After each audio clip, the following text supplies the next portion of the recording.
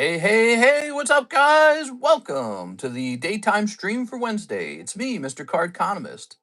Wow, I was feeling really ill last night, unfortunately for Tuesday, and I feel so much better right now. It's crazy how that affects the stream. I'm just feeling miles better. All right, so this is going to be Chainsaw Man Union Arena. So we're going to say new Chainsaw Man. That's the new thing. Was anything else really that new? I mean, I'm gonna say new Chilling Rain because Chilling Rain was just added to the menu. All right, and then excuse me, we also have um, new Chaos Rising box break. I think that's the other big thing from yesterday. I mean, other than the fact that the Ancient Origins pack break is getting pretty close, so we're still doing pack breaks. Those are doing well. Box break, that's doing well. Chainsaw Man, Chilling Rain, new Chaos Rising box break. Yeah, last night, guys, I must have had like a 10 out of 10 headache, and I was doing my best not to talk about it, which is very hard for me. I like to talk about myself. But, when I'm feeling ill, especially, it's hard not to talk about that. I was dying, dude. I was like, what is going on?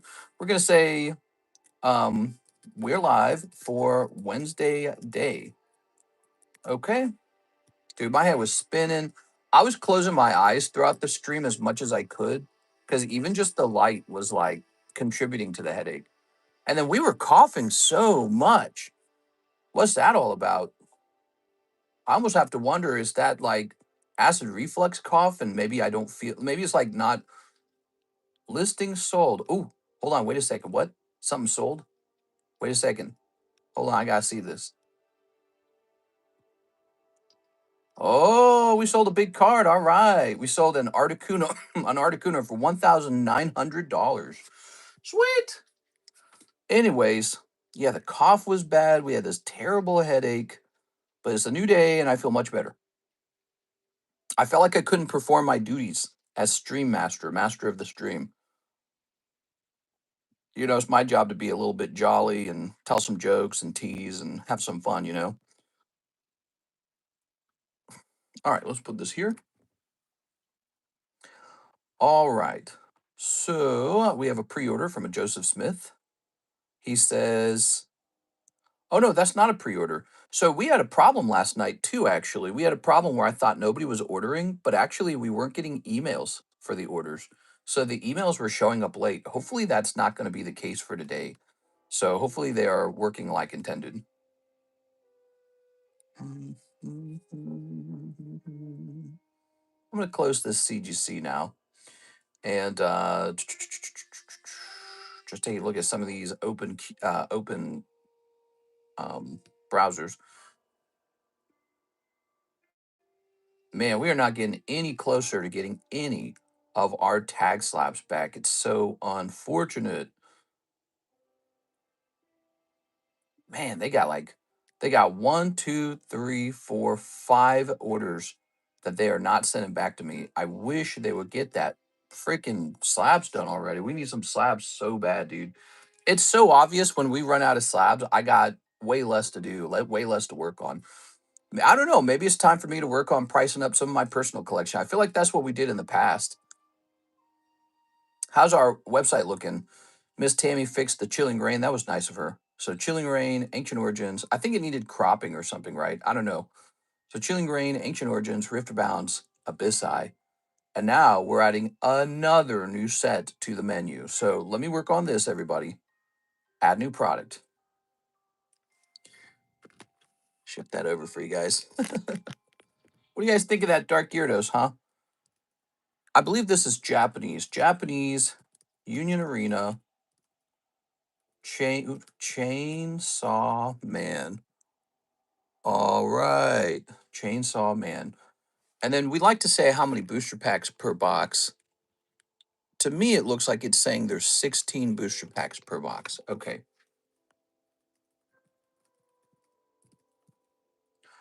Good. This is an experimental product. It's kind of expensive.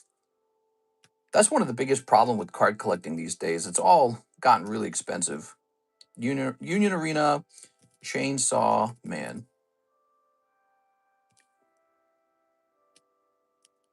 All right, we got to find a case of these.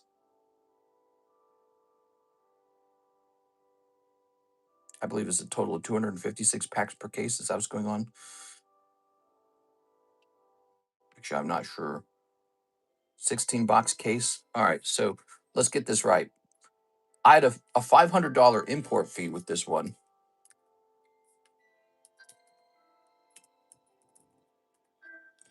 Import fees, guys. Divided by 16. Yeah, that is pretty expensive. Let me try just looking up a box of these. Okay, so without any doubt, these are kind of expensive.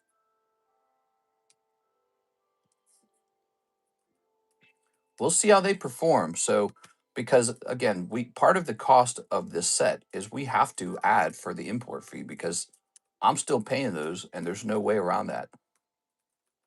Divided by 16. So it says I should want to sell them for around. Well, let me see what I also directly paid for it because let me look over here. We're looking at multiple sources of pricing information.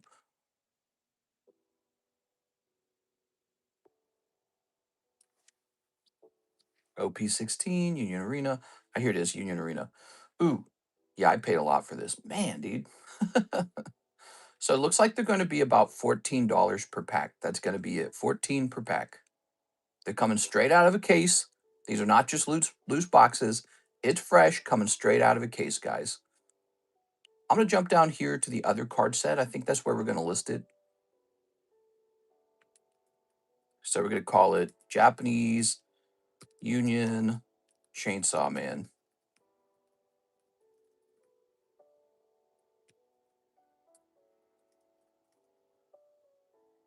And then we're going to say it's $14 a pack. Fresh case, okay? It's fresh case. Nobody's opened any of it. There's a little premium to that, right? We know that there's a thing called case hits, right? So very often what you'll see as a card shop, people go nuts until some big card comes out and then they say, okay, I don't even want one more pack of that. So sometimes that's how the pricing works. It's kind of an upfront pricing for assumption that it'll stop selling. It's unfortunate, but kind of how it works, you know. Let's see. It's Union Arena in here. No? Oh, there it is, Union Arena. All right, so this goes under the category Union Arena, and the price is 14. We're going to hit publish. Now we have to get a picture real fast. Let's turn on this iPad while we're doing that. Already 327. I can't believe it, man. Oh, I can't keep up with it, man. I need an assistant.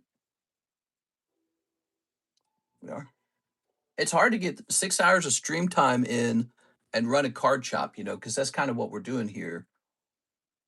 We get about 6 hours per day, and it's still all the steps of being a card shop are involved with what we do. So it is just so tricky to get it all done and have any kind of life. Let's pop out the chat here. All right, so I should be able to see your messages. Glad you're feeling better. Thanks. Yes, I'm feeling much better. Last night I was pretty much sick last night. I was coughing so much. Did you guys notice that? What was that all about? The cough was so much better. I don't feel like coughing as much right now. All right. Last night I could barely talk without coughing. Well, why was that? So strange. So this might work. Let's see. We're going to hit save on this. No. We don't want to save the link. Save the image. It's a web file. God, dude.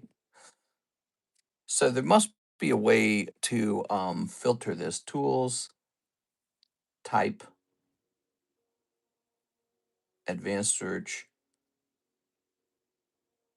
file type, any format, PNG file. Haha.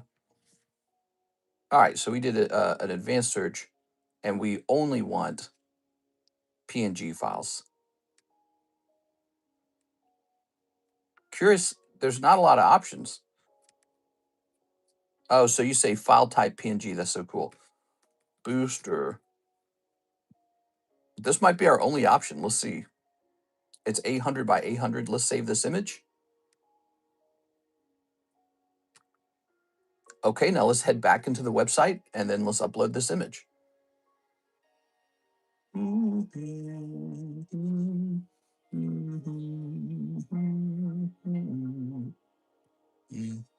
Let's like this. I'm wondering if it's from the medication. I'm wondering if it's a type of, I've read about this silent heartburn. But again, didn't it all start after I had that one episode? It all started after that one morning where I burned my windpipe. So I don't know what to believe. Might have been the case that I was prone to coughing already. All right, we're hitting update, and then we're going to refresh the website and see what it looks like. There it is. I believe I've added it, and we're going to head over to the website now. We're hitting refresh. Hey, look at that. We got Union Arena.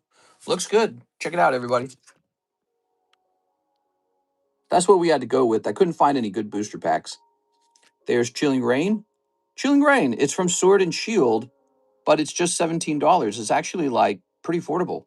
There's Ancient Origins for $255 in comparison, and there's Riftbound for $12. Yeah, this is actually pretty good. I recommend Chilling Reign, everybody. You could open up 10 of those for $170 and take a shot at a big card. And even if you don't pull it, some of the hollows might do you good. We might have to look at expanding the menu more. All right, so here we are. Fix that a little, fix that a little bit. Chainsaw Man. New Chainsaw Man. Super cheap and affordable. We have the Weiss Schwartz Chainsaw Man as well, first edition. Take a look into that as well. It's English. It's first edition. I think it's only like 15 a pack, which kind of puts this into context. For whatever reason, this is expensive. It could mean that it's in really high demand or that they didn't print a lot of it. Black Bolt 25 for the minute. Yeah, if we even keep it on the menu. I don't know whether I want to restock it or not. Black Bolt. I mean, it sold pretty well. All right, there we go. We never pulled a single red Victini. Can you guys believe that? No one ever pulled the red Victini, and now those sets are expensive. How about Tokyo Ghoul Union Arena? I think somebody has asked for that before. I'm not familiar with it. Tokyo Ghoul. All right. We're going to say 14. Good. So there it is. Ooh, ooh, ooh.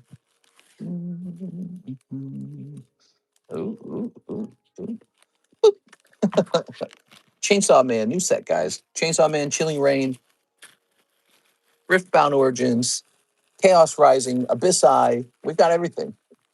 All kinds of new sets coming up on the table. Chaos Rising box break, Ancient Origins pack break. We got everything. New Kui Lava. That's nice. Duskull. Here's Shinatic. Right, we're pricing up the nines, aren't we? So we're going through the nines right now. I'm here for 5 minutes. We need Slab Return back soon. Oh my God, we need Slab Return so badly. So badly. We desperately need it. All right, let's see if our emails are working this time. Has anyone sent in an order for Wednesday? Says no orders on my side. Let's see. Let's try in the PayPal queue because last night it wasn't working. Let's close PayPal. You know what I don't like about PayPal? It doesn't automatically log itself out. It stays logged in if you don't leave the browser.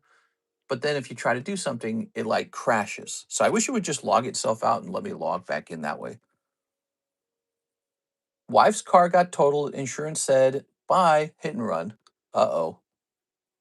My car blew up, but I'm still working. Ooh, that sucks, man. We all rely on our vehicles so much, and they're so expensive. And then when something bad happens, it's insanely disruptive. It's just so disruptive. Wow, we are doing extremely well on our total sales volume. Yesterday, I want to show you guys the numbers from yesterday. Look at this, very curious. So in the daytime stream for Tuesday, we had 91 peak concurrent viewers. So yesterday's daytime stream, can you see that? Yesterday's daytime stream went kind of crazy. The following night, Tuesday night, we only got 62 viewers. Now, maybe part of that is because I was feeling sick and I wasn't being exciting or entertaining. But that's really curious because I've always actually felt like there's this thing that happens where if one of the stream overperforms, the next stream is slow. Isn't that interesting? So I feel like that number, although it's just one example, I feel like that number is something I've noticed. If we get a lot of views in one stream, the views are slower in the next stream. Maybe that's because more people had their fun in the daytime stream and they don't feel the need to show up to the nighttime stream. Pretty curious. Really makes me wonder how hosting two streams a day might be affecting our total numbers, or maybe how the YouTube algorithm perceives us. You know, maybe one big stream is better than two small streams, for example. But I don't know. It's very confusing because there's a tempo to it. We're open at two very different times of the day. So I feel like we get, we give people, overnight workers, a chance. We give daytime workers a chance to come to the stream and have some fun. So I don't know. I like our method right now. Plus, I like the fact that I don't sit for like 5 hours in a row because I don't think that's healthy. So I don't know. I don't know how to feel about it.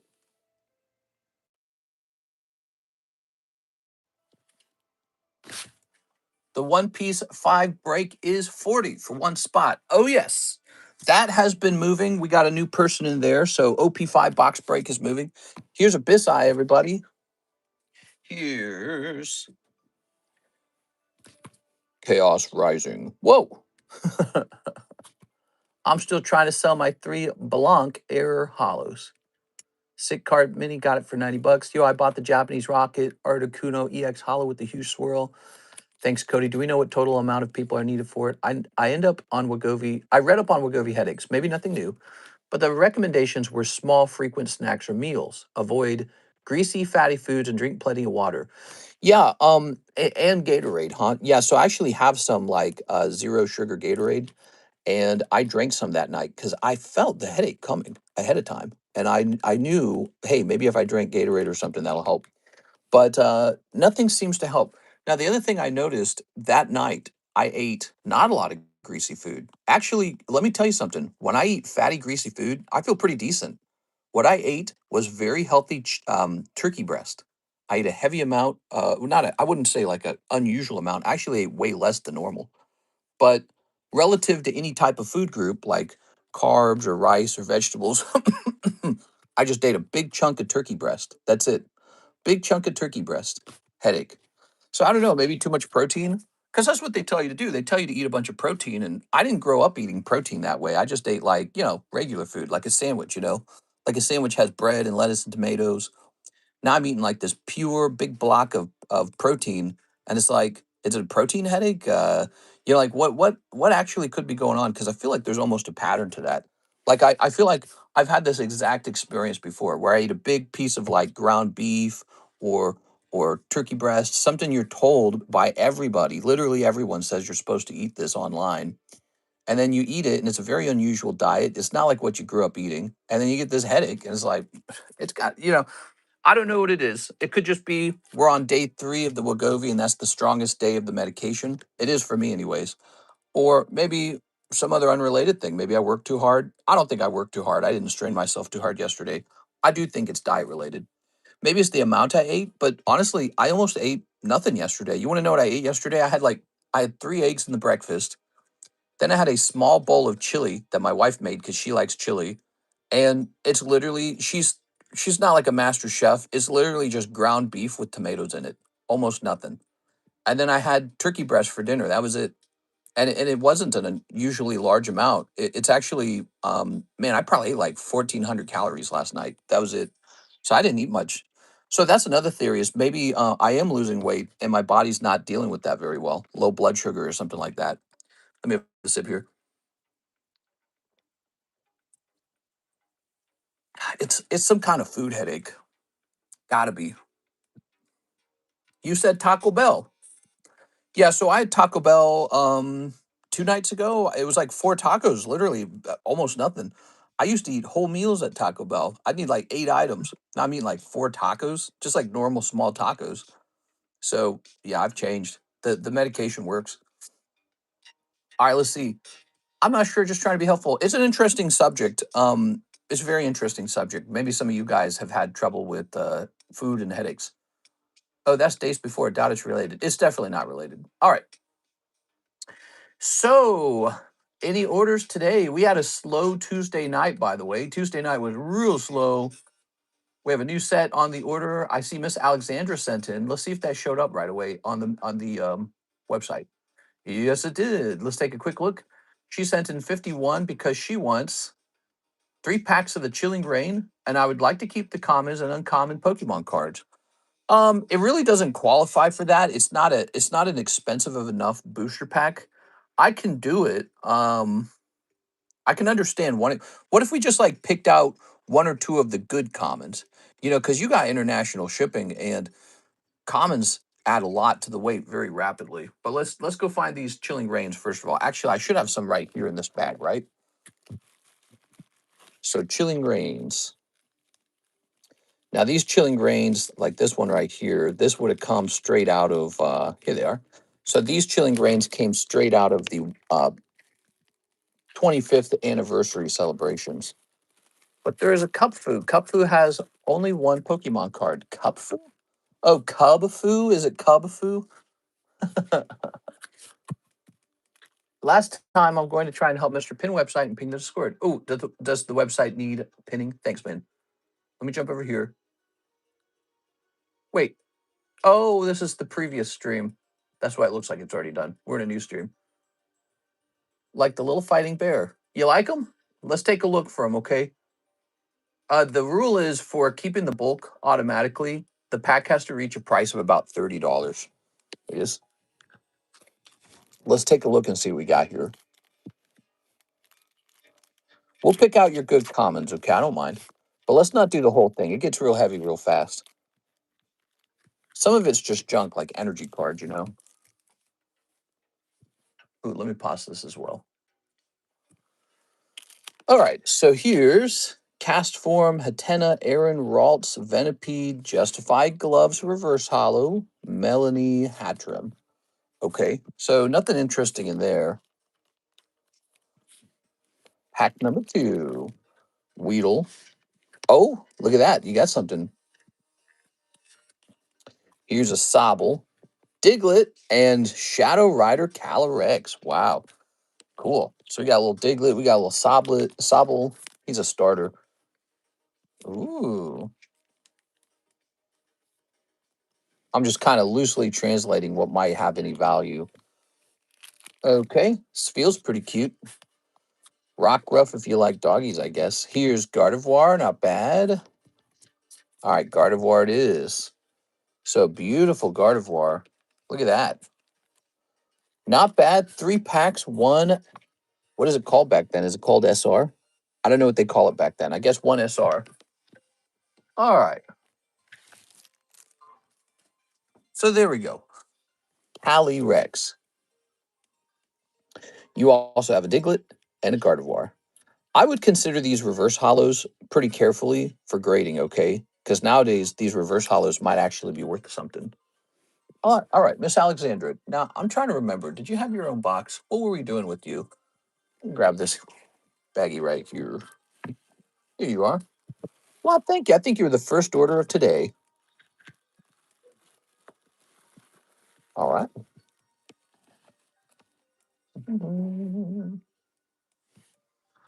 Good, good, good. We have an order now for Mr. Javier. Oops. Javier had kind of a rough day yesterday, I feel. Do you feel like it was rough yesterday? I do. Clicking on this. He says 5 Ascended Heroes and 2 Live Customs. You got it, man. All right. Just another day in paradise, as they say.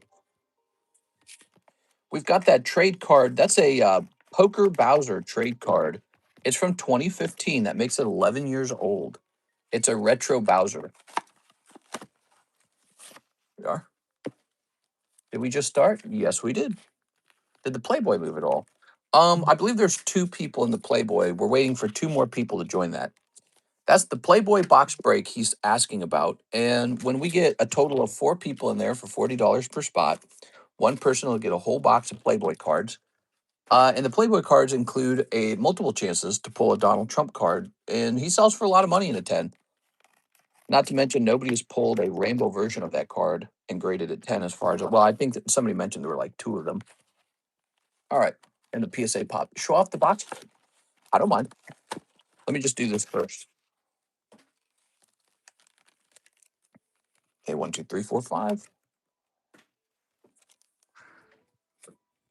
Yeah, he said 5. All right, 5 Ascended Heroes, one of the fastest best-selling packs on the menu. Even though it is a little expensive, it just sells, sells, sells. People love Ascended Heroes. You know, we've got a new set out, Chaos Rising, and he said, "Give me $100 of Ascended Heroes." Isn't that interesting? So Ascended Heroes, it really was a big deal. What's your favorite card to open besides Pokemon? Maybe Nintendo Mario. Yeah, I like Mario a lot. Yeah. Hey, snipping this. Super iconic, you know. All right, Javier, what we got? Wurmple. You got Wurmple. Here's the Executor. I like that card. Big fan. What do you think about the 30th anniversary set? I don't know. It's okay. Here's Victory Bell. It's the same idea as last time. It's a reprint of some really old vintage cards. And I think it's going to be a lot of fun. It does feel kind of gimmicky, which is exactly how the 25th anniversary felt. Kind of gimmicky. One Ethan's Ho-Oh. All right. That feels tough because of how expensive the pack is, but you know, 5 packs, 1 EX. That's actually to me, that's kind of like a standard thing. It's just what we're expecting to pull. There it is. It's tough, isn't it? Crazy, man. That's why it's so crazy when something hot comes out of there because it's like it's worth so much money. Pokemon cards, they are no longer a cheap kid's toy. They're a premium product. Kind of crazy to think about. Let's try those live customs before we feel bad about the order. You might get hot in the live customs. Yesterday, you had a big five spots in the oldest break situation. Let's see if we get lucky again. 1, 2, 3. I want the Crystal Lugia and the Dark Tyranitar.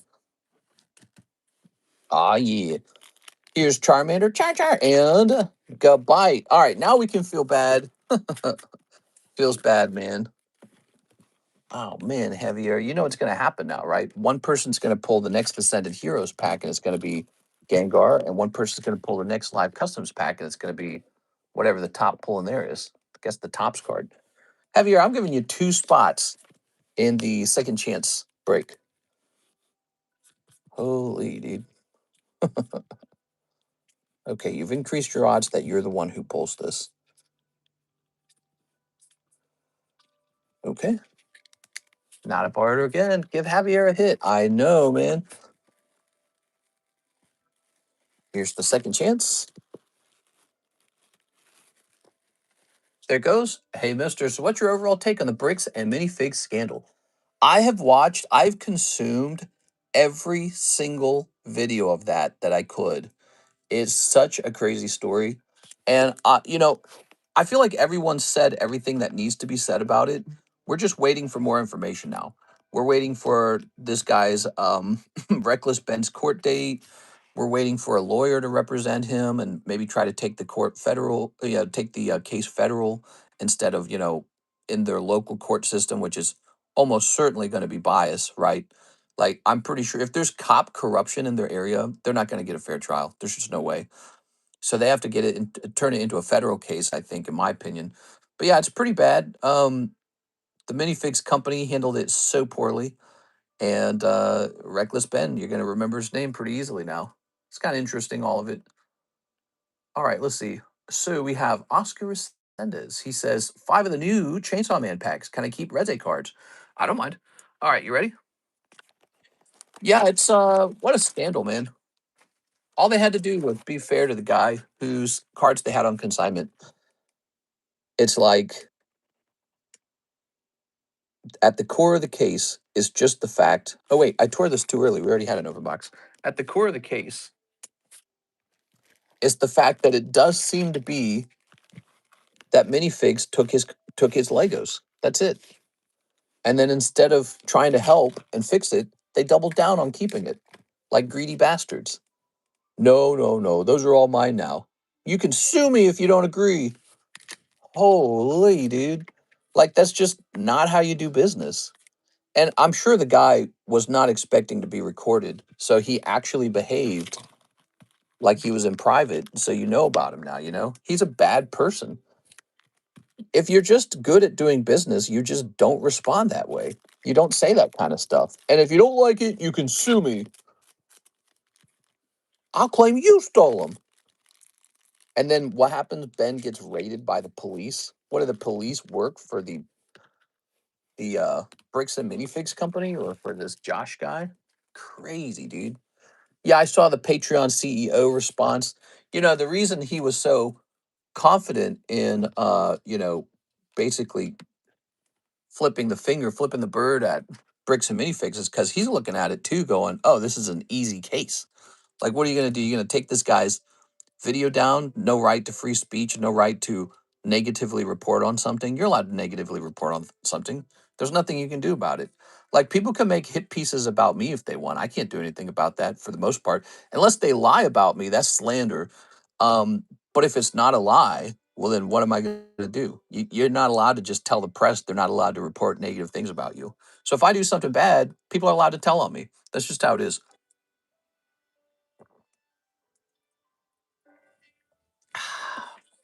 Actually, that's one of the reasons why our channel is so good, because we've been doing this for 7 years nonstop, and there's really not much to say about my channel other than, oh, look, he gets all the orders out.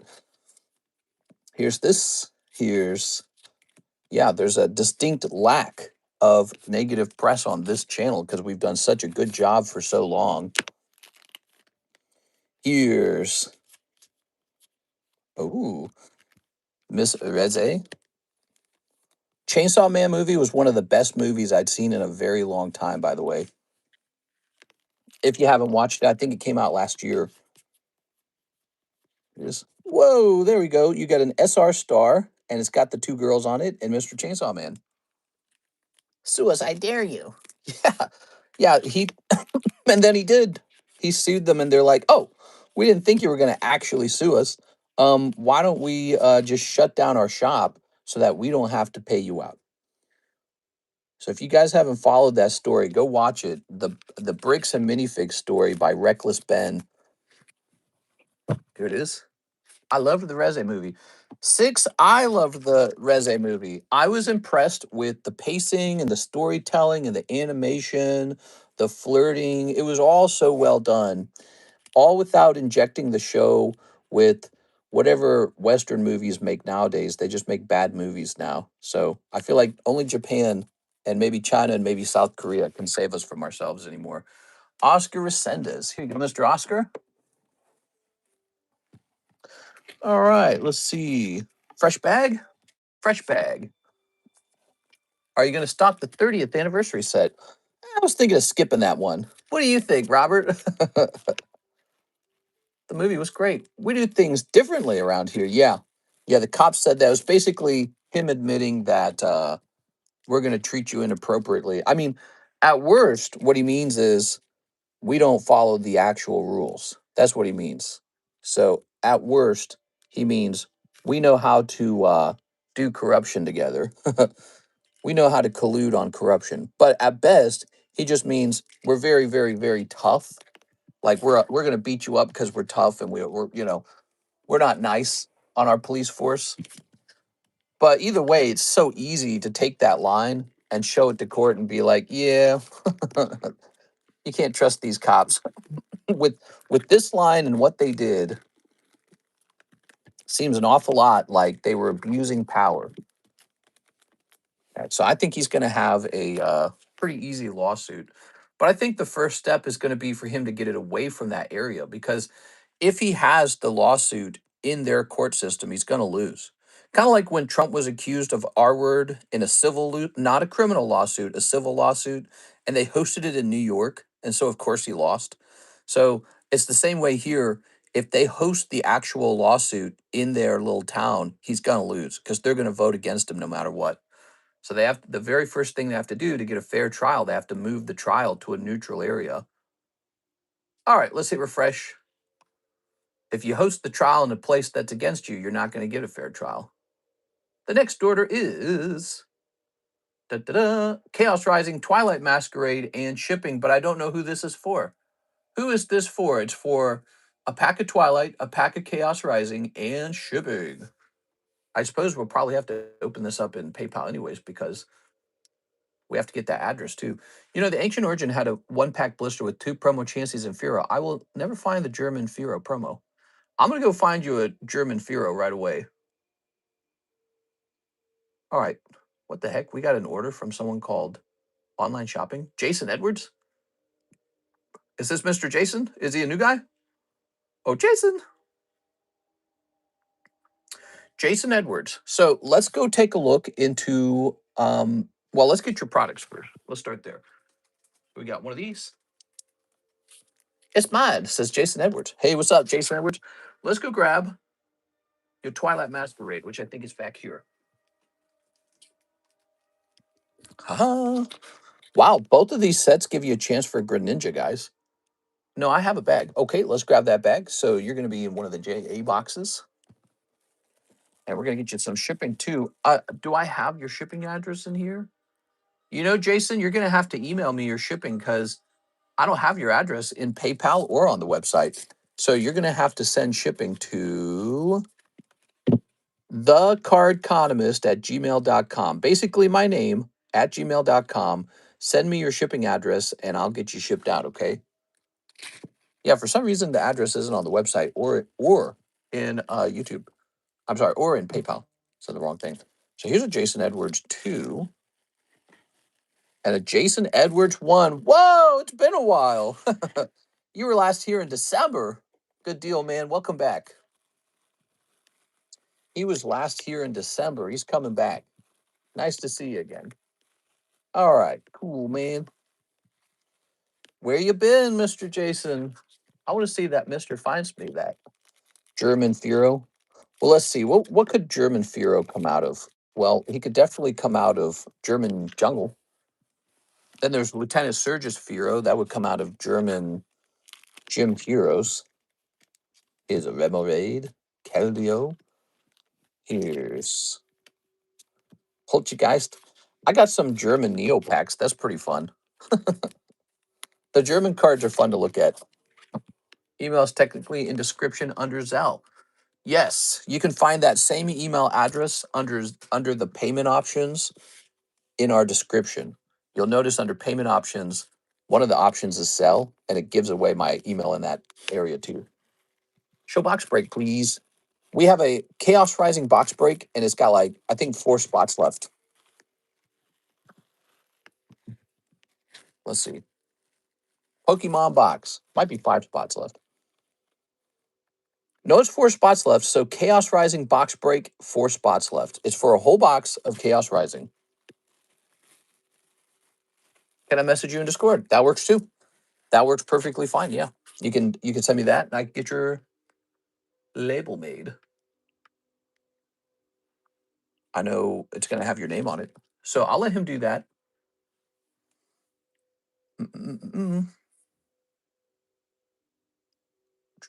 We do things differently around here. Oh my gosh. I already read that.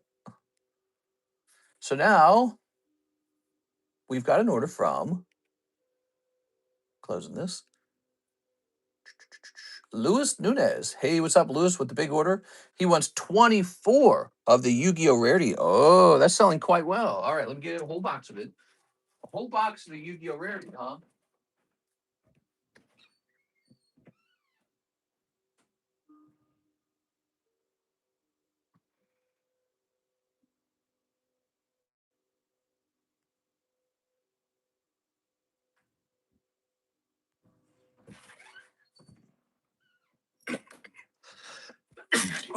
We were selling a lot of this product yesterday. How's this product doing?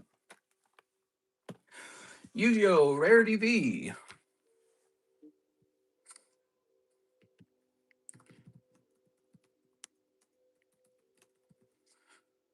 Okay, let's see.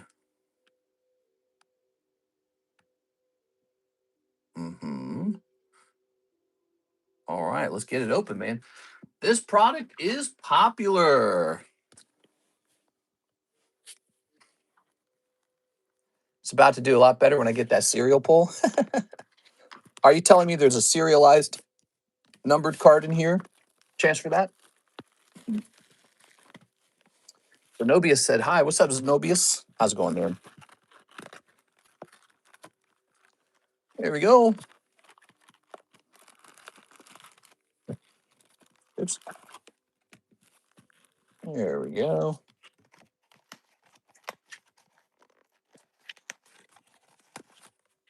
German Führer would be such a specific card to go looking for. 1, 2, 3, 4, 5, 6, 7, 8, 9, 10, 11, 12, 13, 14, 15, 16, 17, 18, 19, 20, 21, 2, 3, 4. All right. Just double checking that.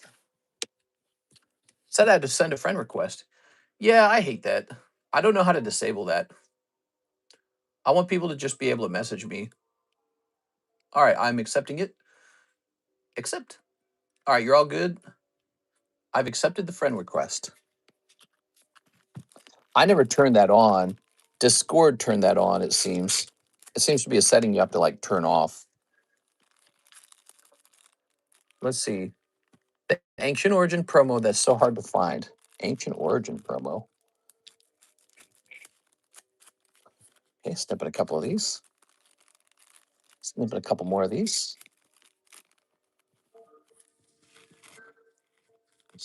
Snipping a couple of these.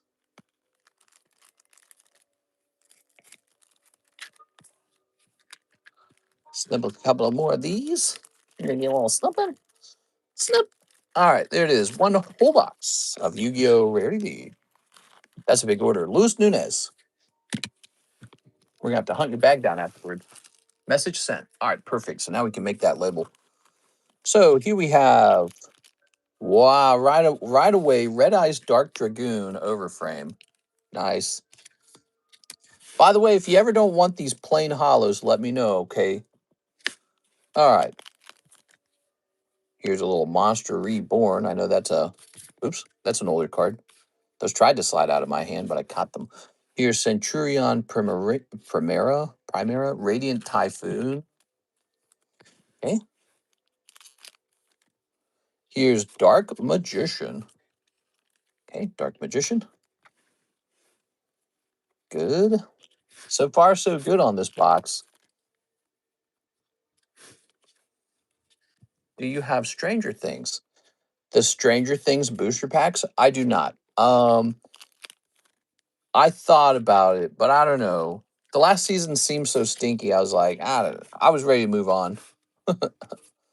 Yeah, I didn't like the final season of Stranger Things. How did you guys feel about it? Oh, look at that. The top of this card's damaged, but I didn't do that. You've got Snake Eyes Doomed Dragon. Doomed. Okay. How'd you guys feel about that last season of Stranger Things? Has enough time passed that we can talk about it? I think we were kind of doing no spoilers back then. But I just was not a fan. I don't like what they did with Nancy. They turned her into like a strong woman. She don't need no man. There was a scene where they're fighting like the big spider, right? And they choose her to run against the spider or whatever, to run away from. And I'm like, hello, you got the D1 black athlete right there. Let's see, who's going to run faster? The black guy who plays basketball, as a sport, or the 30-year-old white lady? It just didn't make any sense to me. I was like, come on, dude. But anyways, they wanted to turn her into Rambo or whatever it was, and I was like, I'm so tired of Nancy. She's become another movie trope. She's the strong woman trope. Instead of having her and the other guy fall in love, they go, let's have them break up in the final season. And it's like, oh wow, this is so inspiring. I'm so inspired. Ooh, Blue Eyes Toon Dragon. So they had her and the guy she was in love with for like several seasons break up after they had sex in the previous season. It seemed like they were getting along better. They got rid of the weed guy. Why'd they get rid of that guy? He was cool. He was like one of the only good things of the previous season. So he's gone. So they're just like, nah, he's out. I guess he wasn't really important. He was just kind of a goof. But you know, Elle and her boyfriend seem like they have absolutely zero chemistry. What's his name? Mikey or something? Who's the main character? You almost can't remember the main character. You know why? Because he's not even the main character in the show anymore. He's a side character. Stranger Things used to be about him. He was the lead character, and then he was relegated to being a side character. So it's like I don't know. We are the whole coming out scene was handled so poorly, in my opinion. They turned it into like a big sort of like unrealistic uh, group of 40 people scene, and everyone's like hugging him, and I'm like, wait a second, this is the 1980s, isn't it? People were not that open minded in the 1980s. They're open minded now, but people weren't even they weren't even open minded in the 1990s. 1990s, if you were like a homosexual, a lot of people treated you like you had a disease or something. Oh, you're what? Stay away from him, children. He's a pervert. So, now we've come a very far away from that. But this is 1980s. This is 10 years before the 1990s. So the whole coming out scene from I think it's Will, right? That was nuts. I thought that was in the acting, it was so overacted. Look at that dark magician. I'm gonna sleeve this guy just for fun. The overacting was nuts, dude. He said he refilmed that one like 70 times or something, like 7 hours, or I don't remember what the term was. But it's like, yeah, no wonder, dude. You weren't satisfied with it ever. You kept trying to bawl your eyes out and get just the right feeling, but it actually kind of came off as overacted. You know what I'm talking about? Where they're trying too hard to get an emotional response. Here's Bistral Sariner. So that was Will. That was Mikey. They definitely gay baited us at the end. Friends, no. He has that scene in the very last episode. I want to be best friends. They kind of played with us with Elle maybe escaping or something like that, with the one girl having the illusion. Remember that? So Will was trying to construct maybe like this belief that Elle was still alive, that she slipped away. It didn't really make sense to me because there was like an explosion, right? Well, the Indian girl, who was another one of the experimented on girls with superpowers, I don't remember her name. What was her name? Like Khaleesi or something? Kai? She was right at the heart of the explosion. So why wouldn't she, pass away right away? She was at the heart of the explosion. It would make no sense. She would have already been gone. So that whole like, oh, maybe she's alive, maybe she's not story. It actually, if you really do the math on it, it doesn't add up. Here's Eldritch. I also feel like it's very cowardly of them not to either have her be alive and give us a happy ending or have her die and give us a tragic ending. Instead, they're like, what if we don't know? It's like, that's the coward's way out, man. Give us a real ending. That's why a lot of people thought there was going to be another episode. Blue Eyes Toon Dragon and the overframe right at the beginning. We got Red Eyes Dark Dragoon. Very cool, man. Look at that. Kali, Mike Wheeler was done dirty.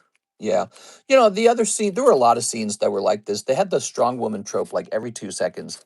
Like the mom fighting off the goon with the little wine bottle. And then again, there's these dogs and they're super sensitive. They have super hearing. They're super powerful. And what she snuck into the room. Remember in the scene where they're all hiding behind the drying machines and the dogs are coming up, the big nasty dogs.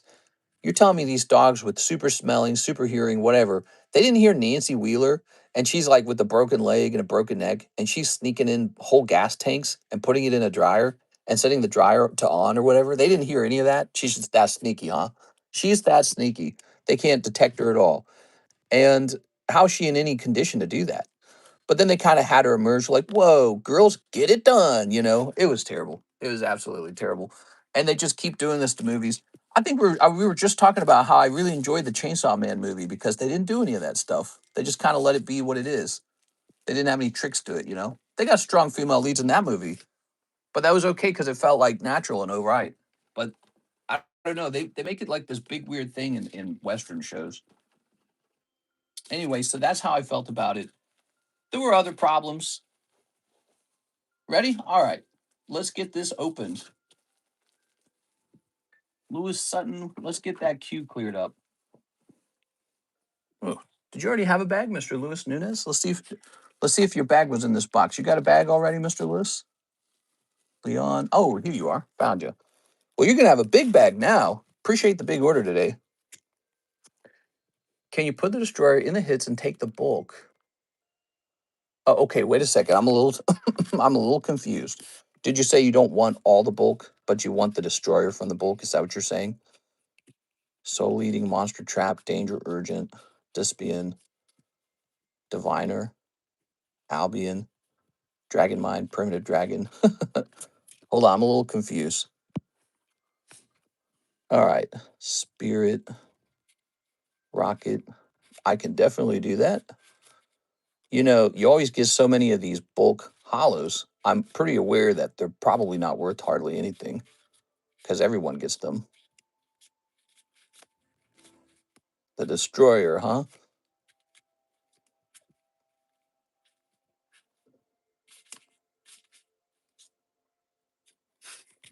Here we are. Flip this around. Yeah, I was pretty annoyed with the ending. Danger Dragon, Fenrir. Ah, oh, wait a second. That one needs a sleeve. I don't know if I saw the destroyer. What's the name on it? He means the obelisk, the destroyer. He's in the first part of the book. Obelisk. What does it look like? I'll start looking for something that looks like an obelisk. Tell me what it looks like real fast. I don't know Yu-Gi-Oh, I'm afraid. So you'll have to give me the exact name or tell me exactly what it looks like. Big armor dude. Oh my gosh, half of them are big armor dudes.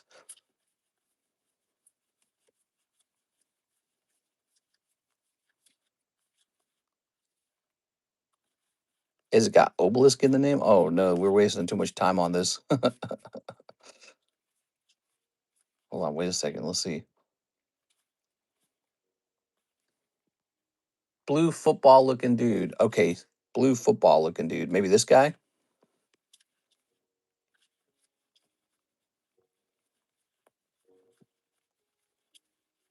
I'm sorry, I got no clue.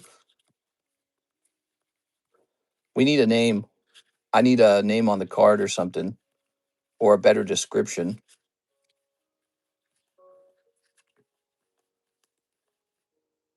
Ah, Obelisk the Tormentor. There we go. I bet it's that. He doesn't look like a football player. What are you talking about? He looks like Obelisk the Tormentor. There we go. All right, it's got to be that because it's got Obelisk in the name. All right, that took a little longer than I thought.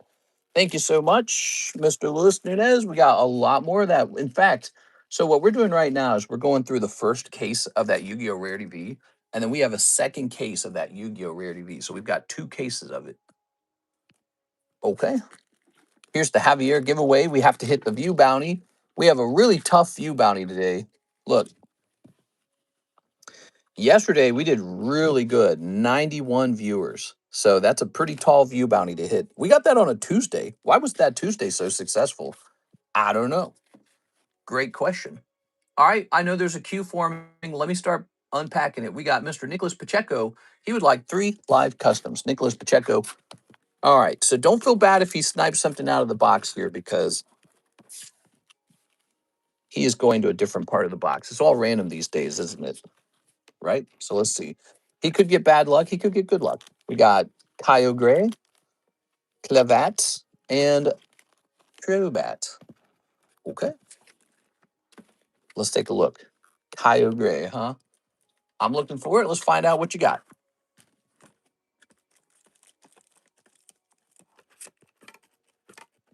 3 spots is pretty risky. So here it is. You've got $100 Kyo Gray, the Prismatic Hollow. Ooh. So this is 25th anniversary product. And in the Japanese version, there was this special reverse hollow you could pull that had a fancy effect in it. See, it's like a kaleidoscope effect. So that's what you have here. You've got one graded 10, 25th anniversary Kyo Gray. What are you thinking, Mr. Nicholas? Keep or re-roll? Your re-roll would be $75. Yeah, a little Crobat. Such a good legendary. He is a good legendary. I agree. Club going up on a Tuesday. I think it's because it was election day when people were probably checking news on YouTube. It is election day in California, isn't it? Or something like that, right? What's going on in California? Keep it? All right, you got it. What's going on in California right now? Let's get that label made now. Was it just the primaries? It was just the primaries, right? For those who don't follow politics, primaries means that it's the election that decides who gets to run in the real election later. Yeah. And who made it out? Spencer Pratt and Karen Bass. I know there was a Indian woman as well who was running. I can't remember her name, but she was a little less interesting. It's one of the reasons I can't remember her. All right. And then how about this label, guys? Let's get this label. The Republican dude did. Okay, so that's an interesting election. Do you guys think he has a real shot? I kind of feel like Karen Bass is probably just going to win because it's kind of like a no Republican, no matter what situation. You know what I mean? All right, let's get this over here. It'd be like if Texas flipped blue, right? It's just not going to happen. So if I had to bet money on it today, I'm actually still betting on Karen Bass. Okay, so we got all that. We need one more thing. We need your email. I think this is it. Okay, we've got your email. Do do do do do do do do do do do. How heavy should this be? Let's make it a little heavier. Yeah, it'd be like if a Democrat took Texas, and I don't know if that would work. What happened to Gavin? Is he not running? Well, no, he's the. This is a mayoral race. He's the governor of California. It's just a mayor, though. People vote for Republican mayor, I think. Yeah, a mayor is lower down the list, lower down the hierarchy. I think I'd enjoy getting involved with public politics or supporting it in some way. That'd be interesting. Maybe that's what I'll do when I get old and stinky, and then I can have like a sex scandal, and my empire will come crashing down or something like that. Right? Because that's what it seems to happen all the time. There's like some politician with a lot of ambition, and then it turns out he's had like these scandalous texts with somebody, and it's like, bro, that happens all the time. It feels like it is. It was that one guy. It was actually, I think it was actually a California politician. He was in Congress, and he just got in trouble because he was accused of kind of like sexually assaulting a girl, and he had to resign from running for office. I think that was very recent. I was like, man, that just happens all the time. I swear, it just happens constantly. These guys must be like horn dogs or something. All right, thank you for that, Mr. Jason Edwards. You're shipped out. Now we have Miss Alexandra. She says, could you pre-grade the Calorex? Yes, I can. All right. Rotate the slabs. Yeah. Luffy 9, the rare candy break. Jump in there for that Dialga. And here's a Diglett 9. A lot of 9s because we're rotating through the 9s. By the way, you can trade these hollows in if you want a spot on the current trade break, okay? So we have a nice trade break running. All right, so let's get in here. Actually, you like your hollows. Maybe you can trade in the hollows that you don't want. We can do all kinds of things, like maybe you don't want this pink curchin. We can do all kinds of things to make your bag lighter. I'm always helping people with that. Let's see. Calorex. TCC for Emperor of the Ozarks. Oh, man, I don't think I'd want to be. That's an interesting thought. I would not want to be a politician in Lake of the Ozarks. It's basically just your constituents are just a bunch of boomers, super Republican boomers, and that's it. Not that there's something wrong with being a Republican, but it's just, their biggest concerns would be like, are we Christian enough? All right, so this one's going to be pretty off center, actually. It's kind of unfortunate, but this is going to probably grade around an 8. I'll write that down. Put it right on his big crown up here, and we'll point to this. Calorex, not doing so hot. Makes you appreciate 9s and 10s a little bit. Got any other fun cards in here? Let's grade your Hops Trevenant while we're at it, okay? Let's try and get you one that's going to be a 10. Top to bottom off centering. It's not bad, though. Hold on. Oh, let me clear my eyes. Ooh, yeah, that's clean, man. Still off center, top to bottom, though. Ooh, man, this card's so clean, but the top bottom off centering is borderline. I'm ultimately going to go with the 9 point. I'm going to go with the 9 plus. I believe that this card is in very good shape, but that the centering is going to fail it. So it's got a centering issue. Arrows suggest off centering.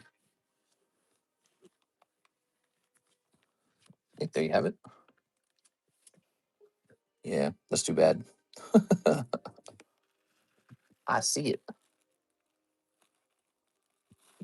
Hey, Trevenant. What if we had an offer? It costs like $20, and I pre-graded like 10 cards in your bag. Would you guys like that? $20, 10 cards. I feel like the pre-grading is one of the best services we have. It's very time consuming. It's not very good on busy days, you know. All right, so now who's got the actual oldest order in the queue? Let's find out who's been waiting the longest. So we got this guy's been waiting a while. And what about this guy? How long has he been waiting? Mr. Javier Arroyo, 5 Live Customs. He is next. He has waited the longest. What is his music? All right, he's going in. He's taking 5 of them. 1, 2, 3. 1, 2, 3, 4, 5. With such a large order, I bet you have a shot here for like a double hit. Let's see what happens. Of course, you have a chance to go cold too. We've seen that with 5 cards. Torchic, not a good start. There we are. Double hit. Okay, there's Utah and Angel Girl. So let's see if you got a real big hit out of here. I'm curious. Got some cold ones back here. We can really put something big in there now. It's the time to put a big card in the live customs. What do we got? Snorlax T10 and Gary the Snail T10. Snorlax and Gary. What do we got?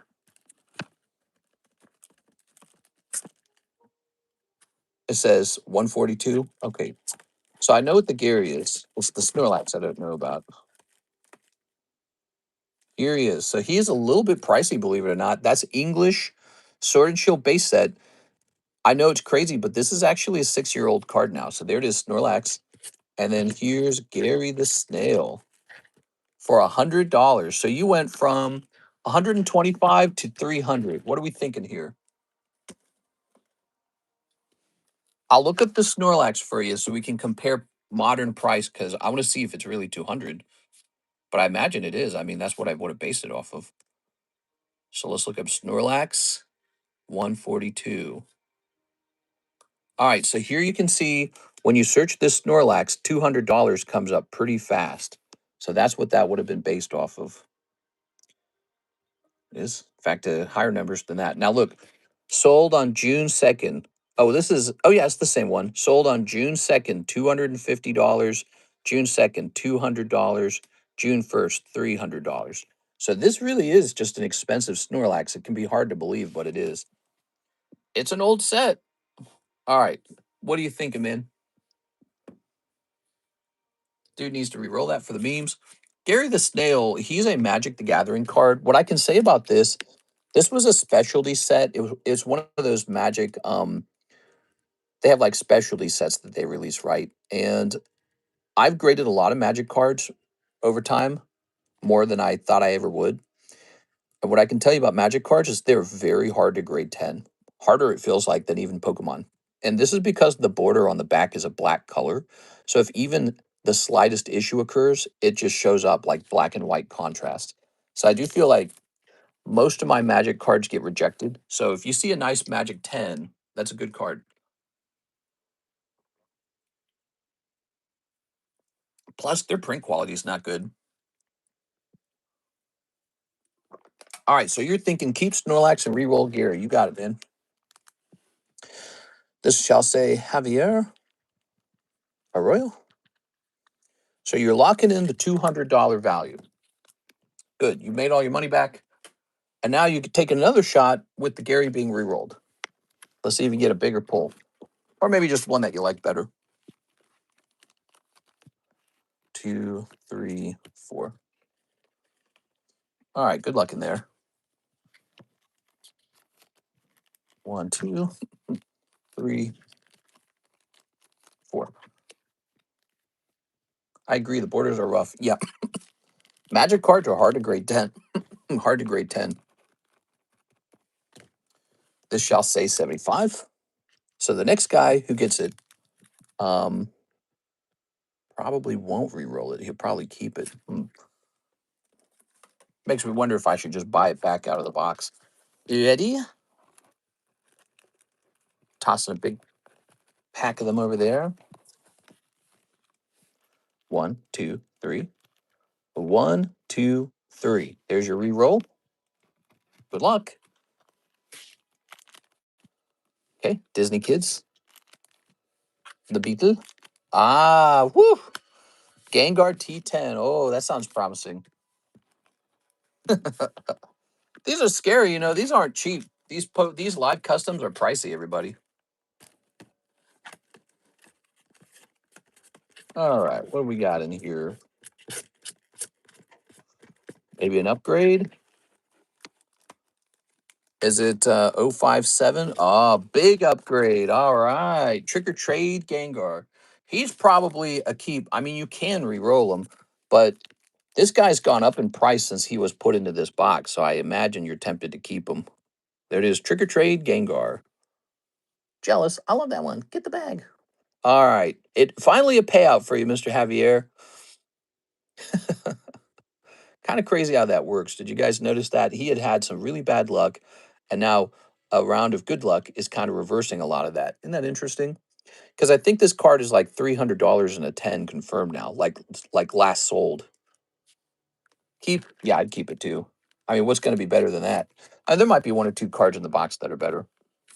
You probably want this little bonus card. Maybe not. I mean, I doubt anyone's grading these. You can. These are gradable.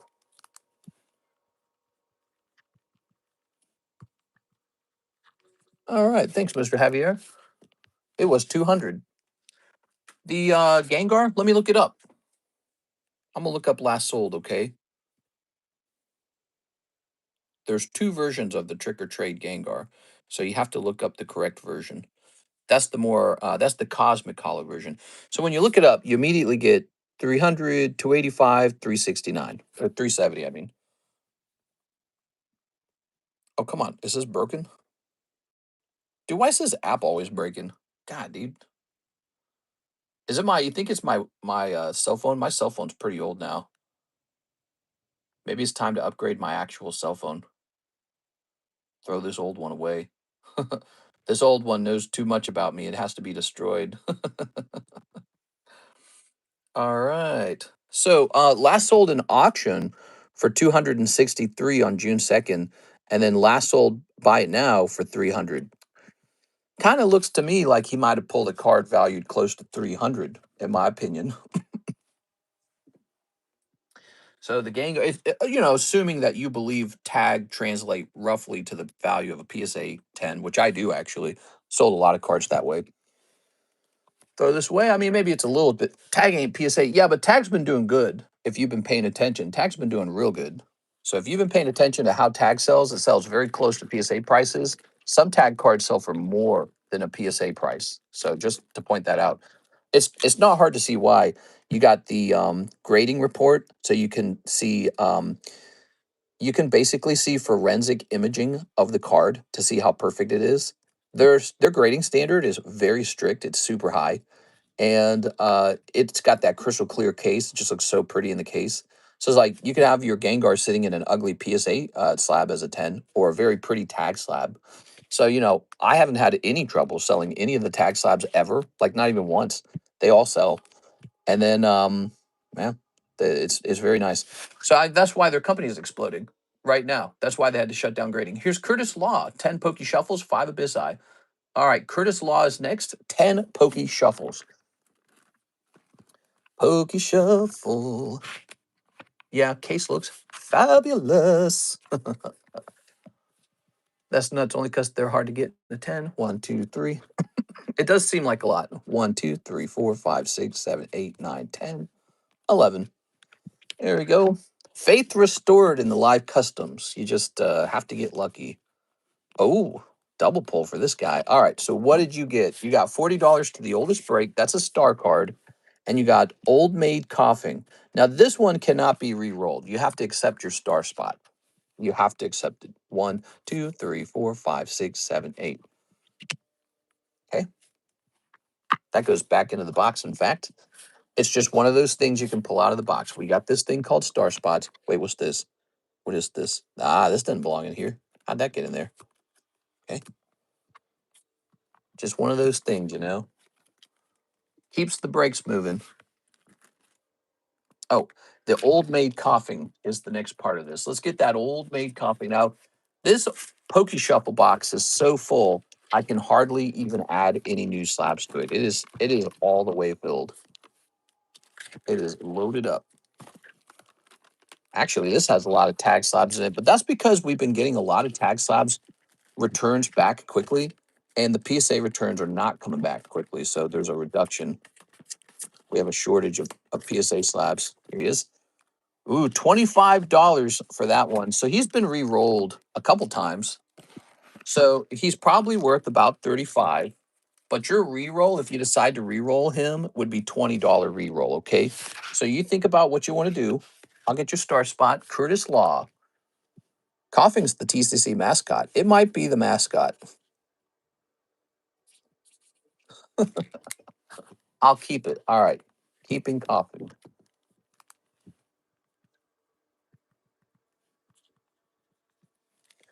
There you go, Mr. Curtis.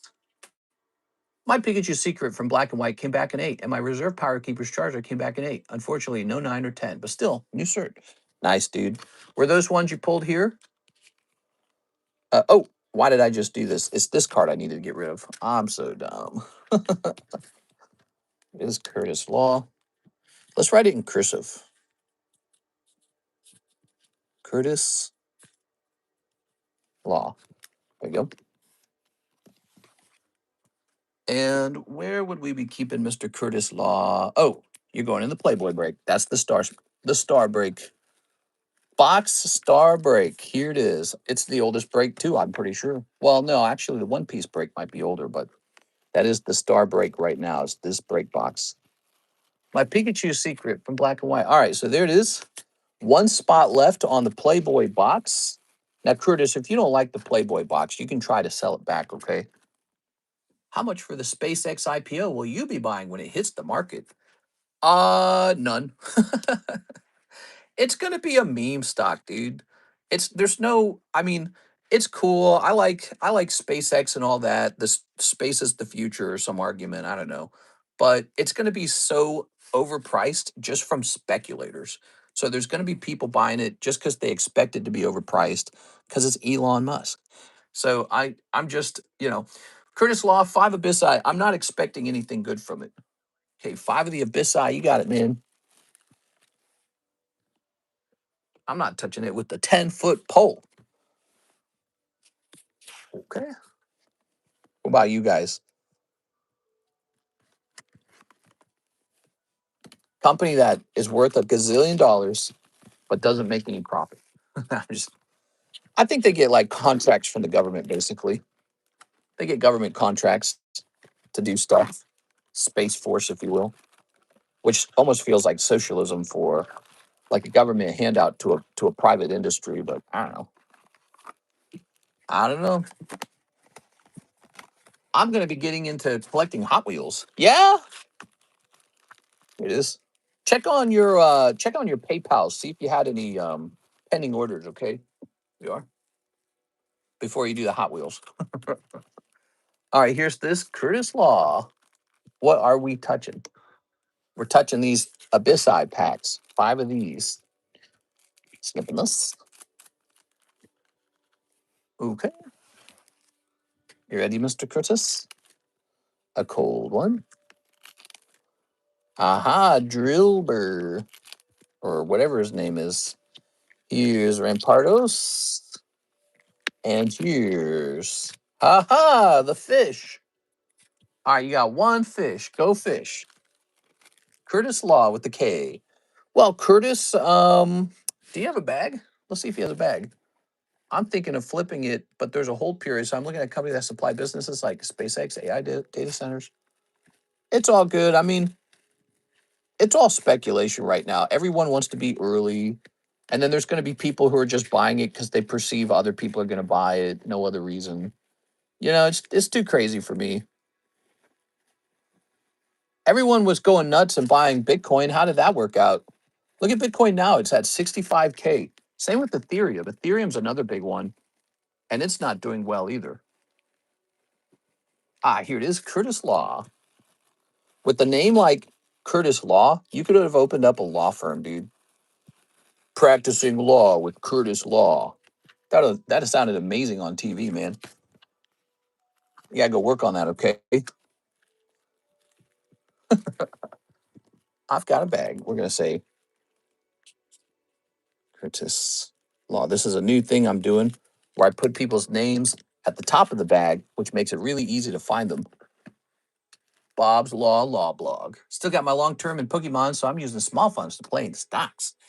Stocks, nothing wrong with stocks. Pokemon's done very well. Maybe Pokemon's reached its peak. Maybe it's going to decline from here. We don't know. Pokemon definitely beat stocks over the last 5 years, though. So if you bought all stocks and no Pokemon, you missed out on one of the best opportunities in investing. It was weirdly enough, it was Pokemon.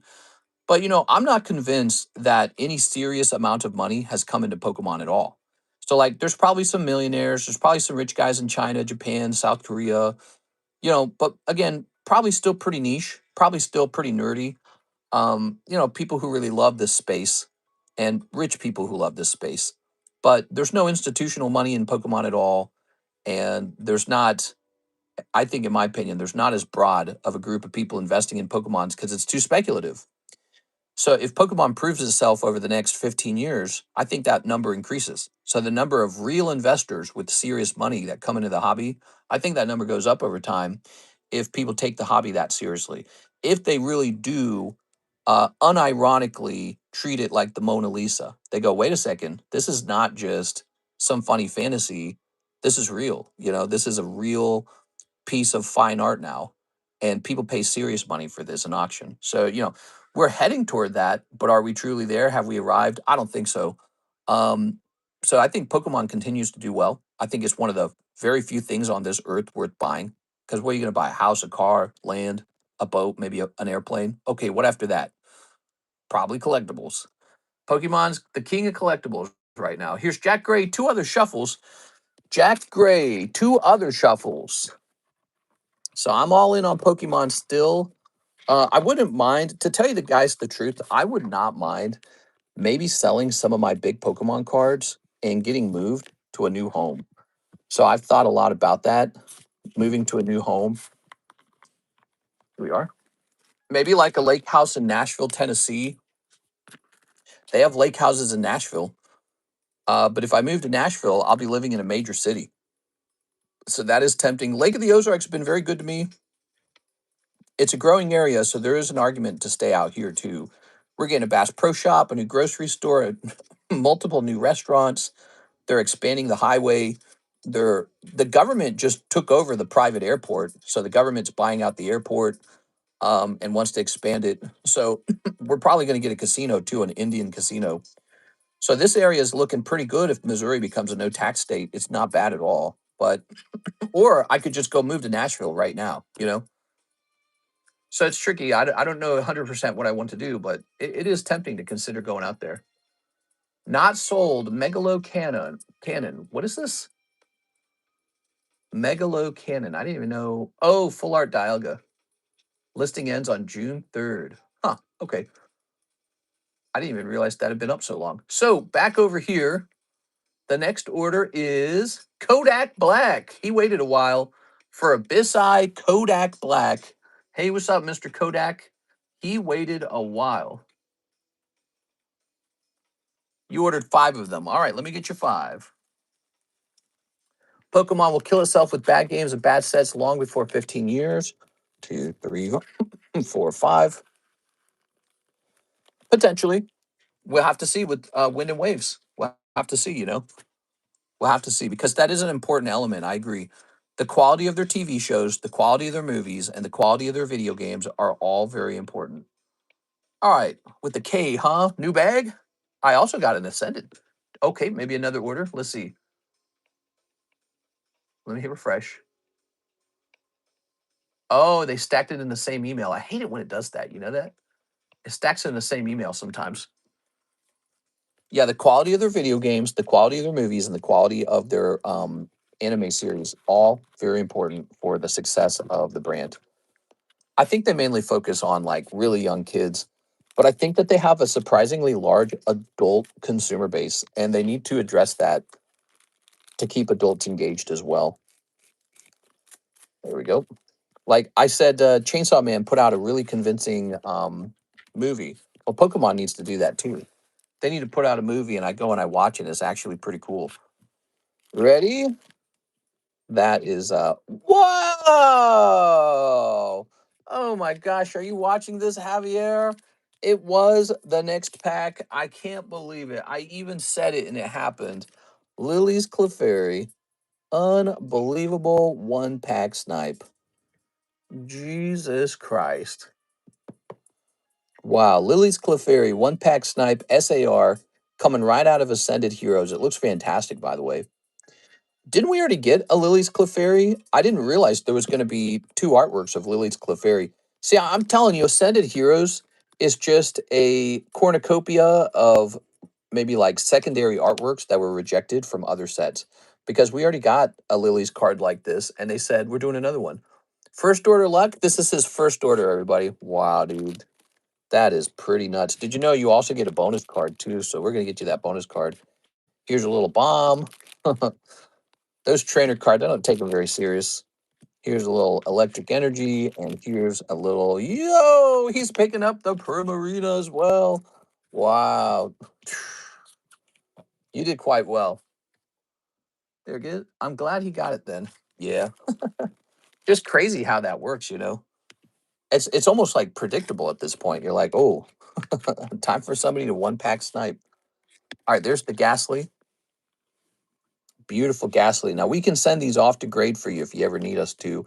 Right now we can do oh, it's kind of off center. So I'm giving you a little free pre-grade there. I'd say that's probably a 9 because of the off centering, okay? So Ghastly, Primarina, and Lily's Clefairy, still a very good binder card, or you could grade it, try to get that 9. Here it is. But we're gonna grade a lot with CGC and BGS right now. Those are kind of the focus guys. There it is, Mr. Kodak. Obviously, PSA is not really an option anymore. For 4 months, they said, right? So we're going to take a little break from PSA. You're going to see a lot more cards going off to CGC. We are. I'm glad he got it. First orders are important. They are actually pretty important. There you go, Mr. Kodak.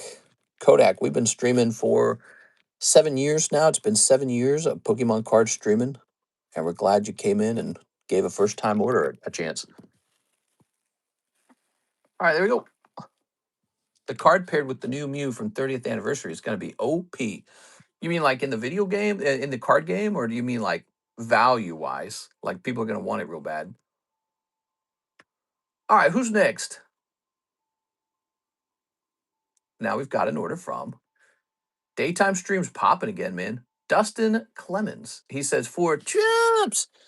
Dustin wants 4 Trumpy packs. What are you, a Trumpy? 1, 2, 3, 4. These are the Playboy cards that give you a chance for a Donald Trump card.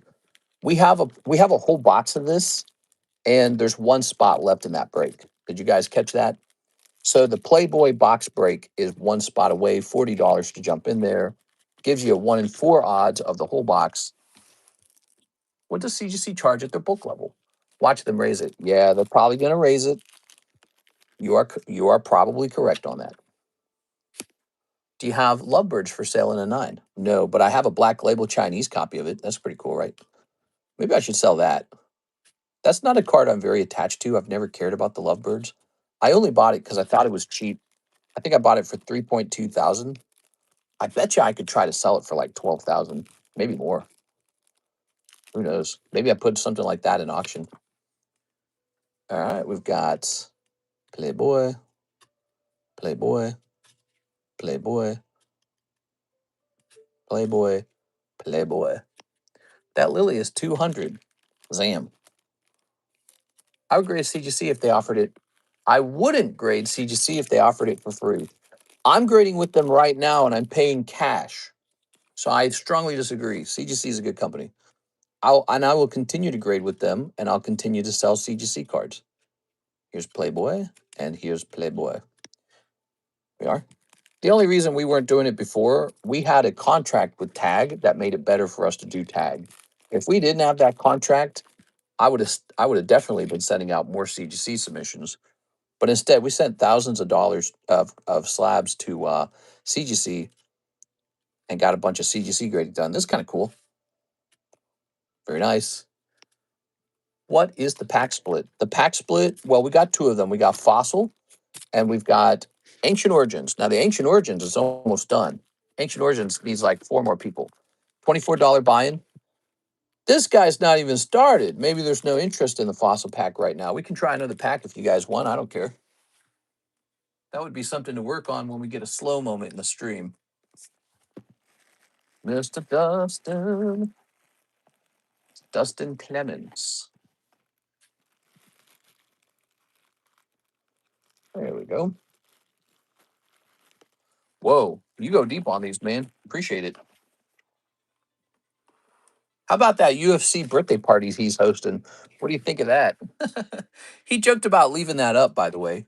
He said, they just left the Eiffel Tower up in France after they built it because they liked it so much. He said, maybe we'll just leave the thing we're building up.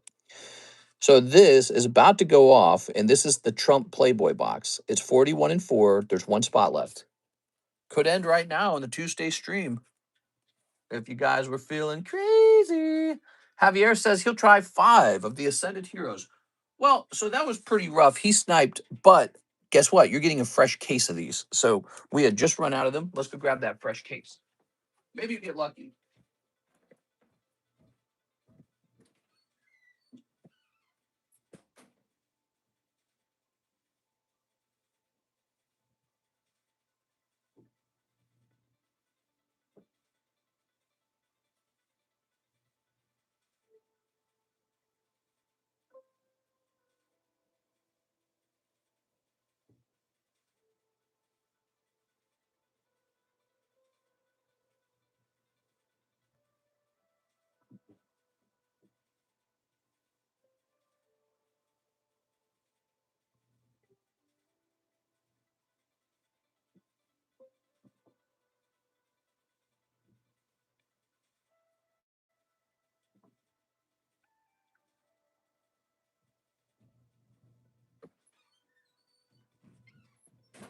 All right, here we are.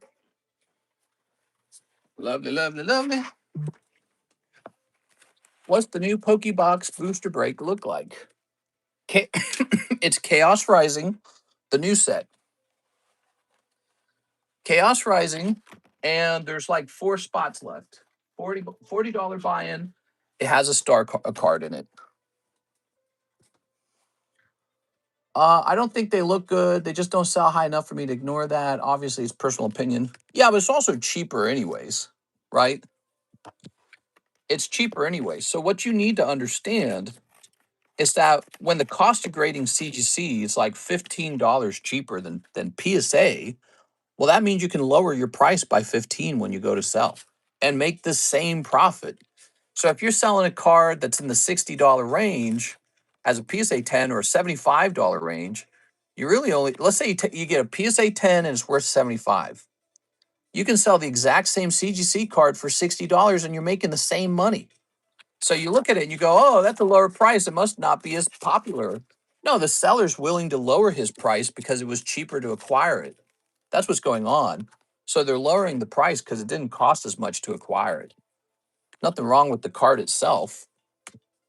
Is so and that's one of the things about price, right? You see, like the think about the vehicle, the car brand Audi.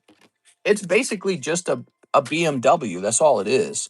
But because it's Audi, it's expensive. And so people do this irrational thing in the market where they go, well, that's a Gucci belt. It must be $2,000. Why? It's still made in China. They just slap Gucci on it later, you know? And so this is the mistake they make with CGC too. Oh, CGC is cheaper. It must be worse. Yeah, because they grade it for like $15 cheaper, dude. That's why. So that's one of the reasons. It doesn't explain it all the time. Like sometimes there's a big gap in vintage cards too, right? And that could genuinely be like a concern about what CGC lets through versus what PSA lets through. But from my experience, there's just so many vintage CG PSA 10s that are not that good, and for some reason, PSA is just giving a pass on that every single time. Everybody just acts like that's the deal. That's normal. Oh yeah, that's how it is. So PSA lets all these bad cards through that should never have gotten a 10, and everyone's just chill with it. And then CGC does it, and it must be, oh, CGC sucks. They just let anything through. You know what I mean? It's such a double standard. It's so like it's so like confirmation bias. It's so consumer loyalty, blind loyalty. It doesn't make any rational sense to me. As long as the card is good, I'm gonna buy it. But so this is why I'm so successful, because I never let the irrationalities in the market make my decision for me. I always truly consider all the arguments. I sit down and I say, why is this so cheap? Is that correct? So like CGC versus Tag versus SGC versus Beckett 9.5 versus PSA 10. I sit down and I say, at the root of it, what am I really holding in my hand? Does this card suck? Or is it actually a good card? Here goes Javier. All right, let's see if you can get double lucky. Hey, we got some hollows. Four, I think he said. No, he said five. Is Audi more expensive than BMW? I might have meant Audi versus Volkswagen. I'm sorry, which I believe Volkswagen owns all three brands. My bad. My bad. I did the wrong comparison. So that might. Oh, what? double Clef double Clefairies. That's how you know it's a robot sorting these cards, man. How about double Gengar? That's probably going to be a clip. Look at that. And you were such a good sport about it, too. Javier was a very good sport about getting sniped in the Ascended Heroes. He had been going really deep on them for a little while. And then a new guy pops in, takes the Lily's Clefairy in a snipe. He only opened one pack and immediately got it, which we know Javier had been the one who kind of dug deep into the set to make that maybe possible, if that's how you want to look at it. There's also the idea that, well, he's buying a little bit at a time too, right? So that's that concept of sniping on the other side. But anyways, so Javier goes deep trying to pull a hit, and then another guy gets it for one pack, a new guy. And then I'm like, he's very gracious about it. He's like, no problem. And then look at this. One order later, Javier opens another round and pulls the exact same card. Double Lily Clefairy SAR or SIR, whatever it is in English. Pretty cool. That's definitely a clip. What do you guys think of that? Another one. That's right. Too bad that couldn't have been Mega Gengar, huh? That would have been, I think that would have been the most crazy clip if that had happened. If we had pulled a Mega Gengar, I'm sure Javier's heart would have just dropped, because that's the actual chase. And then his 5-pack round comes up and another Mega Gengar comes out. Whew, what a redemption story that would have been. All right, so these are his. I better not confuse these. Let's make sure Kodak gets his original Clefairy back. And this would be yours, Mr. Javier. All right. Clip. Yeah, I think that's a clip-worthy moment. Double Clefairies. Chaos Rising box finished. No, there's 4 spots left. Yeah. Okay. What is this? A little bit of glue? Weird. A little bit of glue, huh? What the hell just happened? Double Lily's Clefairy just happened. On the CGC front, I think there's definitely money to be made, but I'm hobby first, and I just like my collection to look uniform without exceptions. I have a very different perspective. For me, it's not about having only PSA or only BGS or only tag or only CGC. My perspective is, how good is the card? Because ultimately, all these companies, they're just putting a card in plastic, dude. That's all they're doing.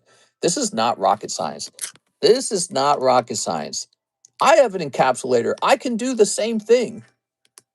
You guys have seen Cardconomist grading. Actually, I might have an example down here. I can do it all day if I want. It's not rocket science. Some guy prints a label and puts it in plastic. That's all it is.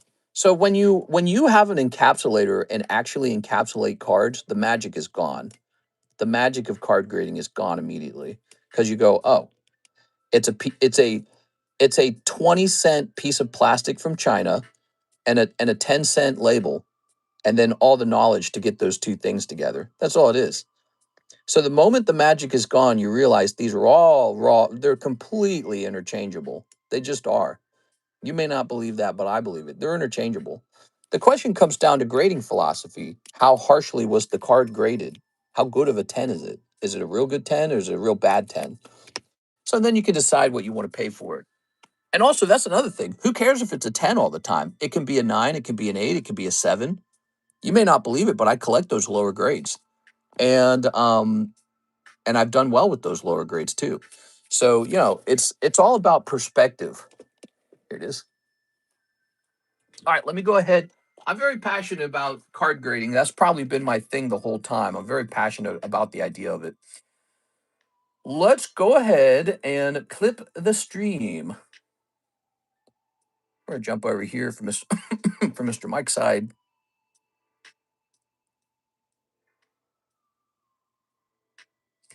We're going up to stream clips. Double Clefairy poll at 96 minutes. Also, maybe interesting conversation about card grading could potentially be second clip. All right, trying to help Mike's side out there. So when we know something happens in the stream that's interesting, we try to highlight it for him.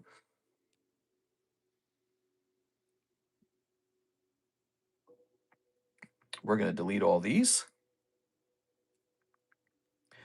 All right, good. Javier's turn is over. Now we have an order for Curtis Law, 5 of the Abyss Eye. All right. Abyss Eye has been a top seller for us, selling real fast. 5 Abyss Eye. It's not only, I said a few exceptions. 1, 2, oh, 1, 2, 3, 4, 5. There we go. All right. Yeah, PSA is doing well, but if we allow them to have a monopoly, I think ultimately that's a bad thing for the hobby. If we allow them to have a monopoly. There you go. Like, what's the proof that PSA actually has the best grading? Can anyone tell me? What's the proof? Other than, so remove the idea that PSA's cards sell for the most money. Forget about that. Let's talk about it from purely a grading technical perspective. What is the proof that PSA's grading is technically superior to other grading? Can anyone say? Obviously, the price goes higher. Remove that variable and ask and tell yourself, why is PSA's grading technically superior from a skilled technical perspective? Curtis Law, that's an absolutely cold round. Not even one pull out of there. I'm sorry, dude. Curtis Law, you got some cold ones in that round. I'm a sports card before Pokemon, so I have some fondness for Beckett Slabs as well. If you have a monopoly, you typically will have less competition, which tends to mean less innovation. Yeah, I mean, it's good that PSA is doing so well, and I like them as a company. But I do like the idea of having alternative companies to grade with, and creating an environment of competition and making sure there are no true monopolies. That's healthy for the market. That's not a bad thing at all. That requires people to be able to mentally accept that tag grading could be the same as PSA grading. CGC grading could be the same as PSA grading. Beckett could be the same. But the consumer market doesn't always reflect that in the price. But let's talk about it away from price. How is PSA grading superior? Are they just tougher? Tell me what machines they're using to grade their cards. Do you know what machine they're using? You don't know. Could just be a guy working minimum wage looking at your card. Is that superior grading? Do you know? Because that's how they did it probably almost this entire time.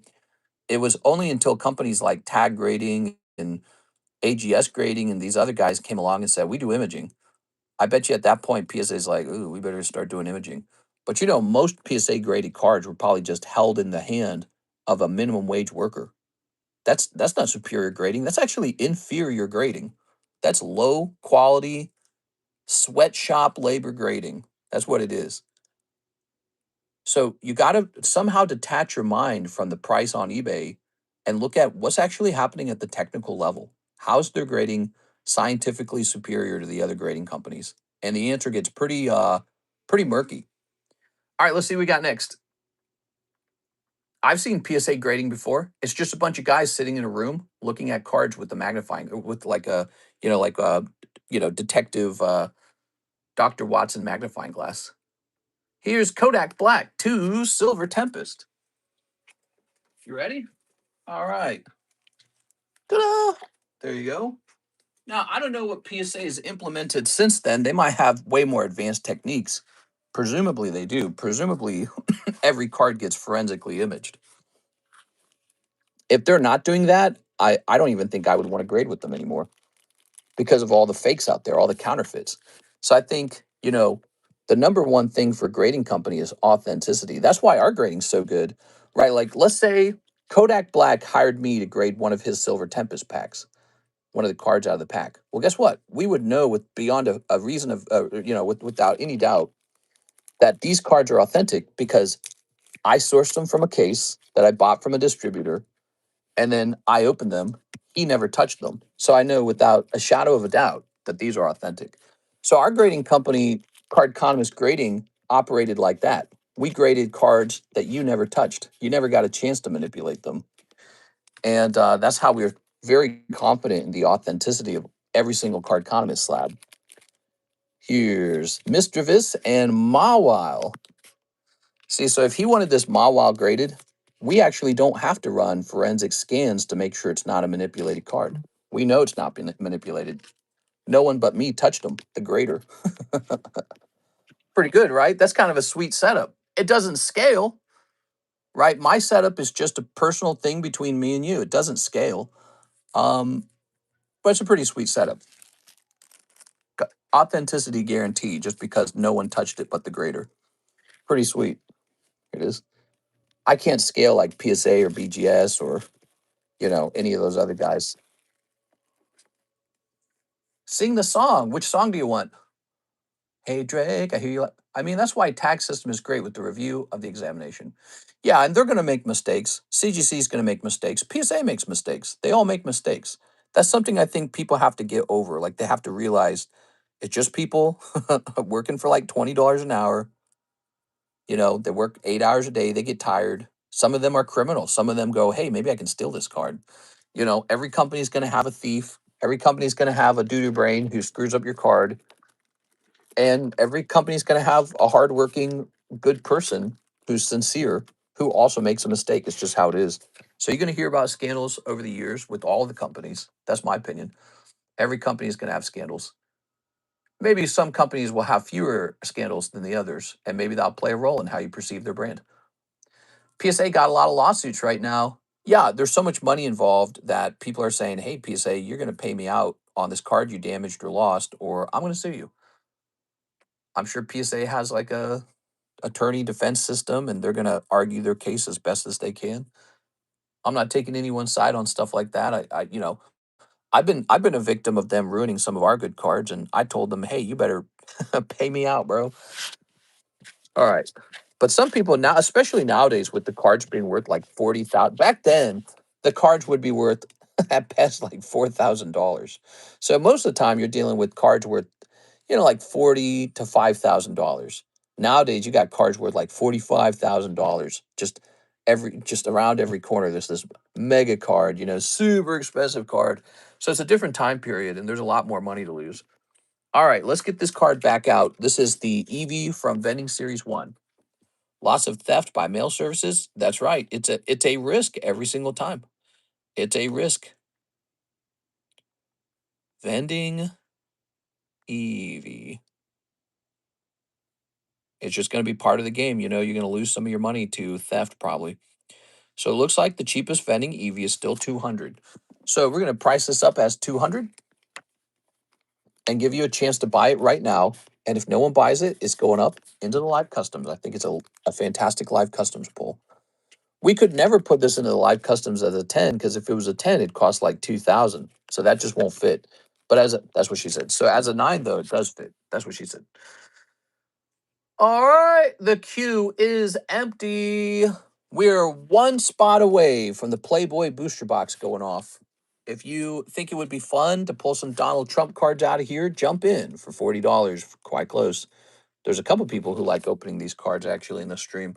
It's a political card. Isn't that fun? Maybe we should get some political cards up on this table. Like Joey Albrecht shared the Epstein file set. Maybe we should get the Epstein file set. Put that up on the menu. That'd be funny. Finish the box break. She wants the Chaos Rising box break to go off. There are 4 spots for that if you're a Pokemon card collector. You can keep it sealed or you can open it and have it all open at once. There's just a lot of fun involved. There it is, Chaos Rising. Good stuff.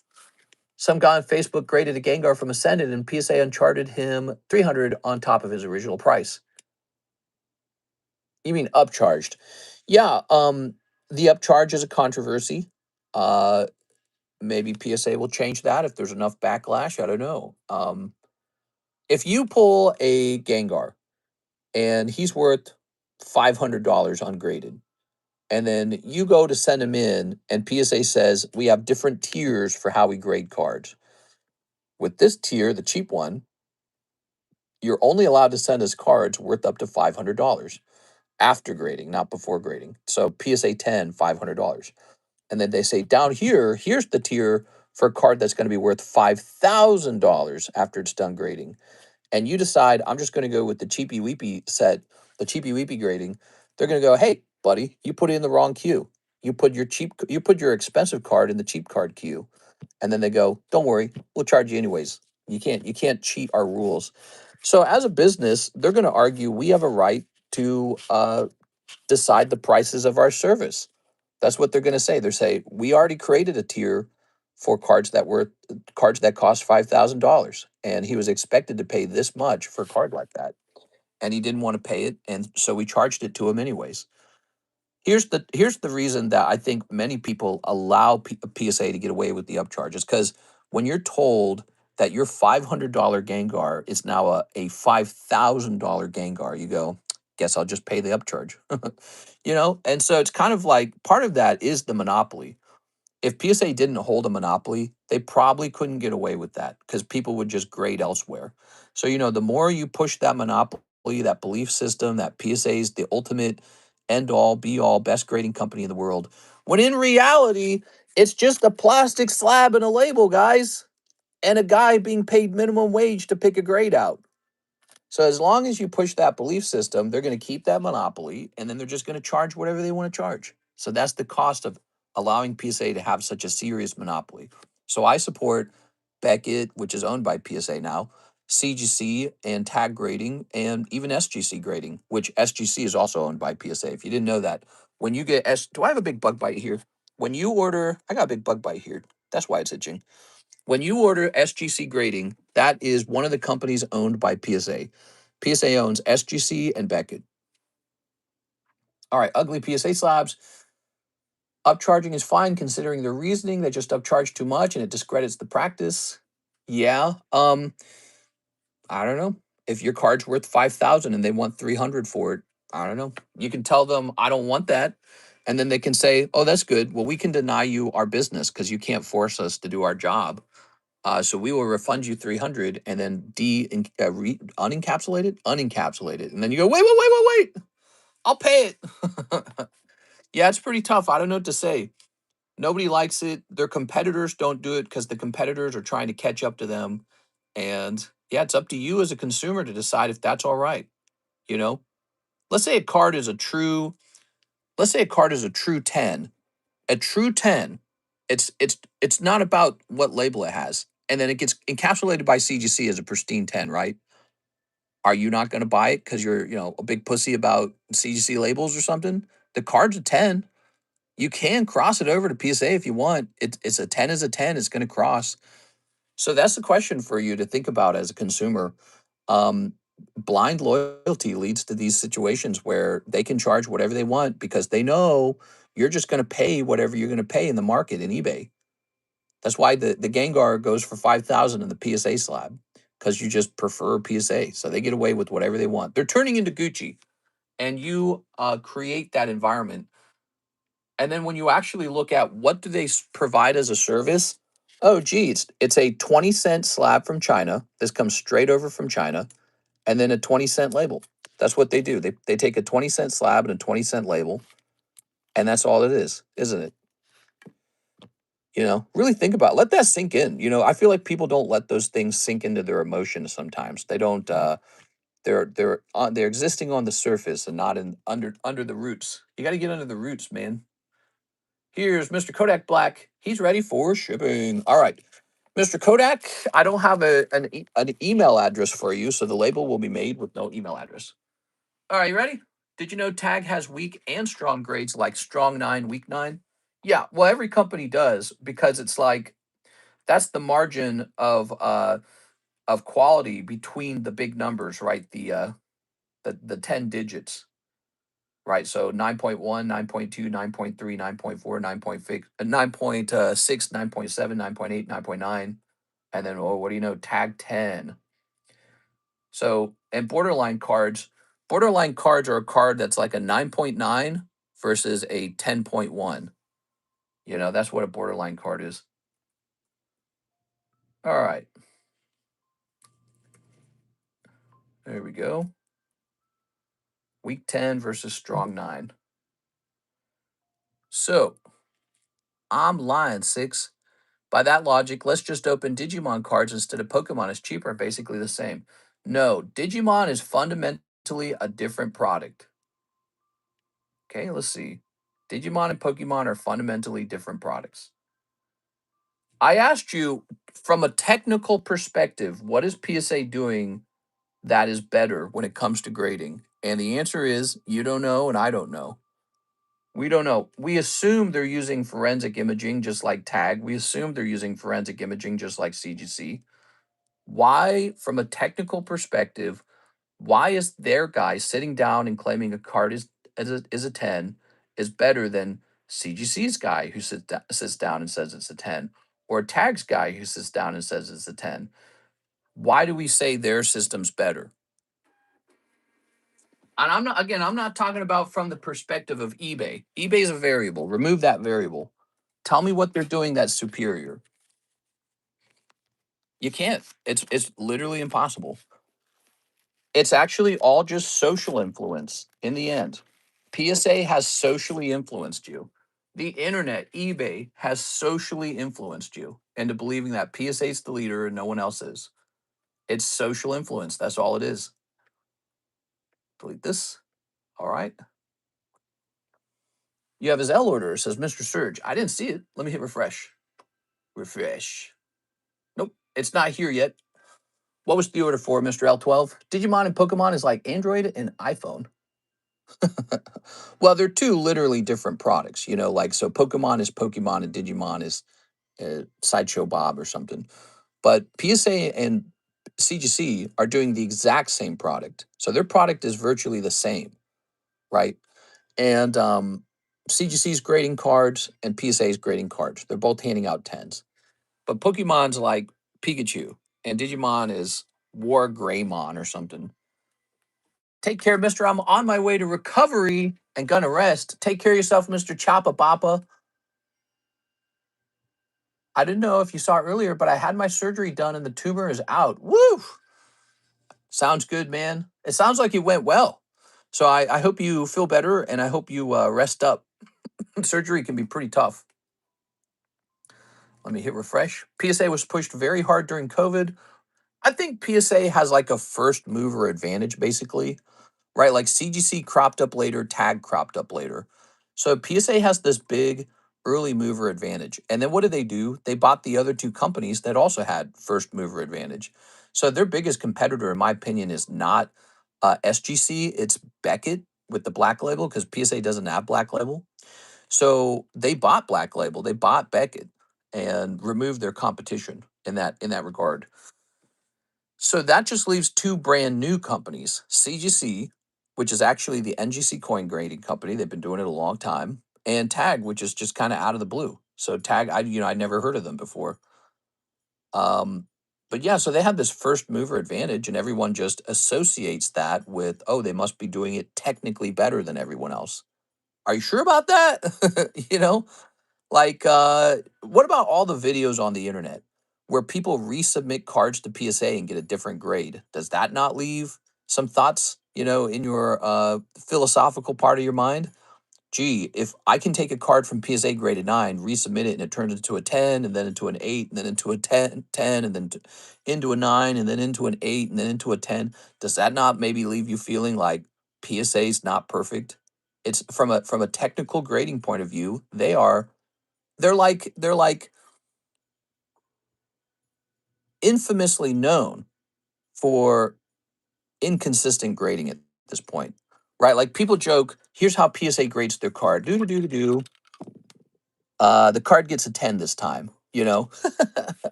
right? People joke about that. People joke about PSA, they grade your card and, well, the grader had sex with his girlfriend that night, so you're getting a 10. Or the grader didn't have his coffee this morning, you're getting a 9. People joke about that because it's their experience that they actually went through. And I did too. I experienced the same thing. I would get these submissions back where everything's a 9.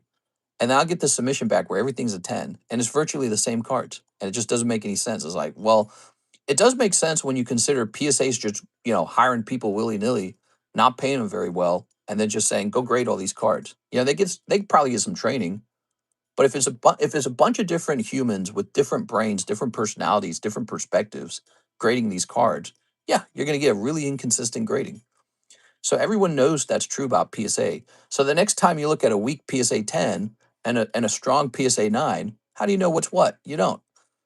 This card squeaks through with the 10 this time, and that other one probably should have been a 10. But yeah, it's very inconsistent. But oh, tag rating sucks, CGC sucks. It's just that kind of stuff doesn't work on me. I've been doing it too long. I've thought about it too long. So when you hear Card Shop say, "Oh, we don't do CGC," or "Oh, we don't do tag," I think that probably they're just kind of cowards, because if you had a big brainstorm about it, you're scared of the market. That's what you're really scared of. You're like, PSA only, I'm scared of the market. I don't want to have to deal with having to convince people to buy this other brand. Here's Mr. Bryce McNally. We got OP13 1 and a round of shipping. All right, let's get that OP13. Bryce, what's up, Bryce? They don't want to have to deal with what I'm doing right now, which is kind of the heavy lifting, explaining to you why here's a different brand that you might consider. They don't want to do that. They just want easy sales. That's all they want. And that's fine. But they contribute to the problem. They contribute to the social um uh is the word that starts with the P. What's the word? Prejudice, the social prejudice against companies like Tag and CGC, maybe AGS, maybe others. They contribute to that prejudice when they say, no, I'm too lazy. I don't want to have to tell you why PSA grading is actually super inconsistent and technically not superior to other grading companies. And yes, Tag and CGC are decent.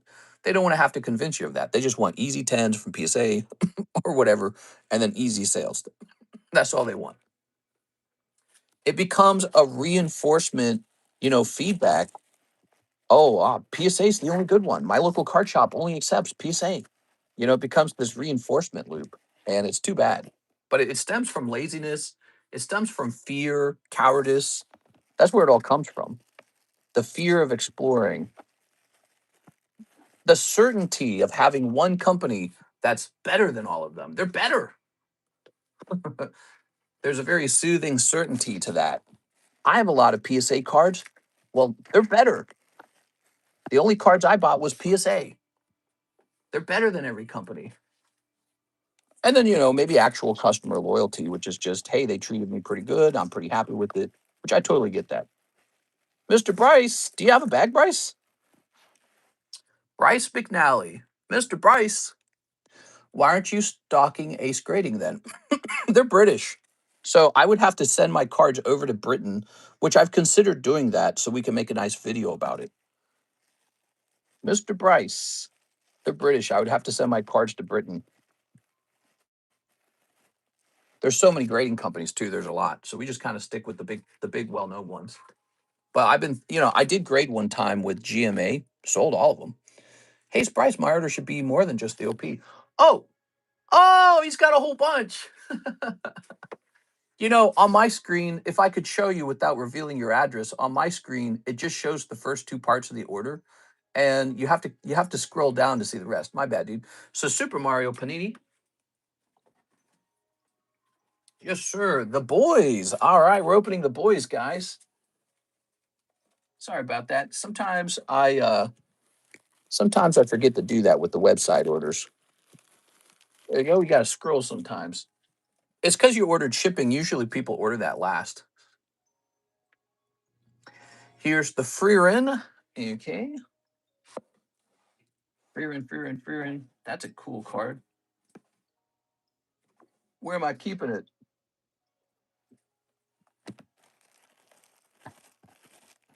Marvel. Let's see. Da-da-da, da-da-da.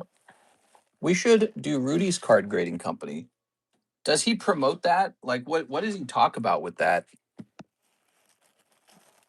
Ah, here we are. Ta-da. All right, first edition Freerin. We also have the Minecraft Hobby Pack. Lovely. South Park trading cards. Ooh, I like this order. And Card Wars Adventure Time. So where do I keep the Card Wars? I think we keep them up here somewhere. You got me looking all over. Here we are, Card Wars. And then the South Park hasn't been ordered in a while. Let me see if I can find South Park. I think it's back here somewhere. Does BGS 9.5 usually cross to PSA 10? It does, but sometimes it doesn't. But that's pretty rare. The majority of the time it does.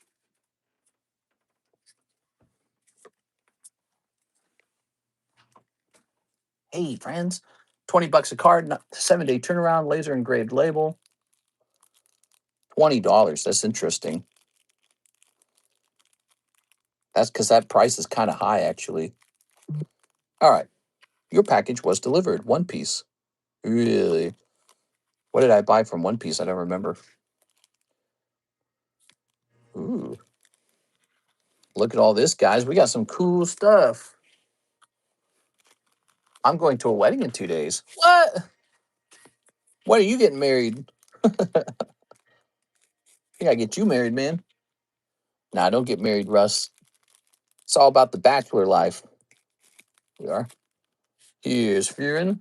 What are the odds my blue label CGC Perfect 10 gets a black label? That's a good question. It is. I've got a perfect CGC 10 Absol, and I'd love to cross that into a black label as well. Okay. I'm scared to do a cross grade with BGS because they don't allow you to set minimums. I noticed they don't allow that. If they did allow me to set minimums, I would then send a bunch of cards over to them, actually. Me too, lol. Ace grading have increased their prices to be the same as PSA. The people of the UK are hating them now. People of the UK were grading with Ace because they were cheap. Now they're using Beckett or PSA. Yeah, I don't feel like you can ever do that. Like, you need to be at least... Ooh, look at that. Right off the bat, the South Park logo. That's a serious money card. I forget, I need to grade more South Park cards. So, okay, that's one of the best cards from this series. Here's a Eric Cartman, too. Oh, yes, you're doing well. Another Eric Cartman. But that's the Eric Cartman card. Here's Wendy Testerberger. You guys ever consider opening these South Park cards? They're pretty cool.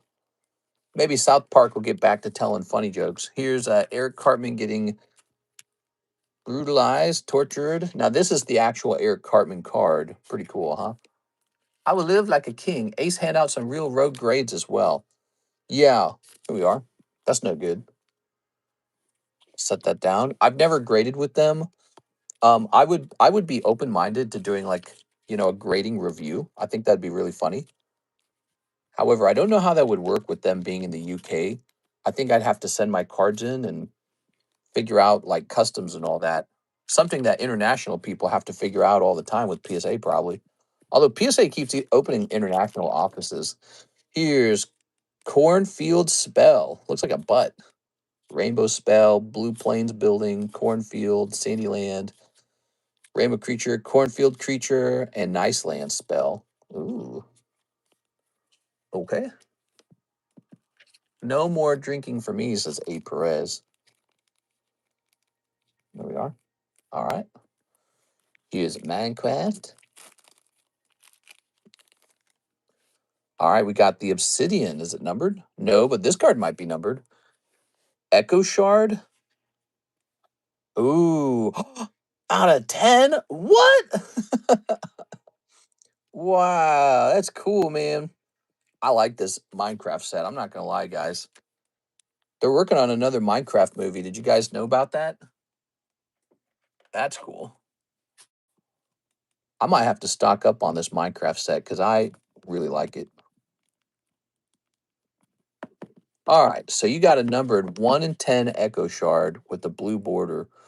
Wow, the fact that it's also the number 1 is so cool. That's probably going to make it more valuable when you go to sell it.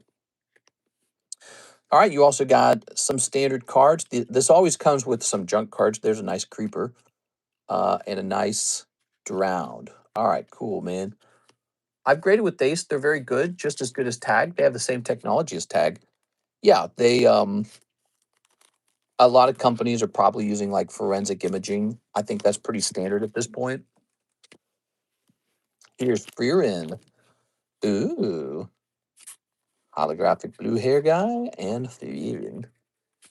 You can be my +1, A. Perez. I'm going to give you all the bulk from this because these packs are so dang expensive. Yeah, the Freerin packs are like $20. I'm just going to toss in the bulk. It's not too many cards. The Boys. Did you guys know we have the Boys packs? They're auctioning off the Homelander suit for like $300 million, I heard. Did you guys know about that? Well, in this set, you could pull a Homelander signature, right? Hey, how's this pack looking? This is a cold pack. Queen Maeve. Okay. Wow, wow, wow, wow. I'm so honored. Unless TCC wants to join me. Oh, you know how it is. I'm probably going to be hiding out here opening cards for people. Here's Eddie, Frenchie, Team Soups. Hey, look at that. Alex Hassel as translucent. Dang, dude. Very cool. Too bad he played more of a minor role, but that was a pretty big story in the show early on in the early seasons. Not numbered either. So you can pull these as numbered cards. The 7. Alex Hassel. All right, cool, man. You pulled 2 big cards today. Maybe 3. So you got the numbered Minecraft card, you got the South Park logo card, and you got the Hassel autograph. You know, it just goes to show you people don't experiment enough with the sets in our menu. Most people just strictly open like Pokemon or One Piece. They just open the big 2 or 3 card sets, but there's opportunities in these weird sets too, you know. So those are done. Those are done. Mario Panini. This set's so good. I love this set. So many gradable cards come out of here. Look, Red Yoshi. That's the Chinese Yoshi. Red Koopa Troopa. We got some hollows back here. Shy Guy, Bowser, Fireflower. Then we got Golf Mario and Diddy. P. Diddy. I love your menu, truly. That's why I keep coming back. We try to keep a fun and broad variety of cards. Although that makes it very hard to find them sometimes. Like there's just too much stuff. Like somebody will order something and I'll be like, where the hell do I keep that? Here we are. But yeah, we have a wide variety. All right. All of it gradable, by the way. And it's all coming out of sealed booster boxes. You have a shot at big hits to come out. It's good stuff. You also have the ability to have me pre-grade it for you before you send it off to grade, all kinds of stuff. So there we have it.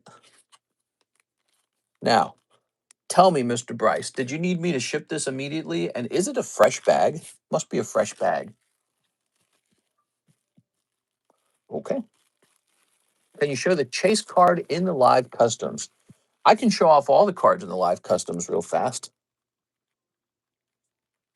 What time is it? 5:30. We might have to save that for nighttime, but let me see how bad the queue is because it might not be very bad.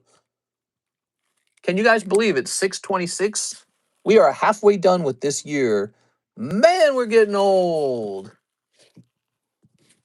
Would we could do a wedding stream where they dance and rip packs? Oh my god, I don't know, dude. I don't know. The people watching are gonna think that we have autism or something. Let's grab this. They're at a wedding opening Pokemon packs. I guess you can do that. Are your Chinese cards simplified or traditional? Apparently, they print in both languages. Oh, man, I don't know. We do though. I only have a little bit of autism. I'm in the top 10% of functioning autists. Look at this though. My favorite Chinese card down here.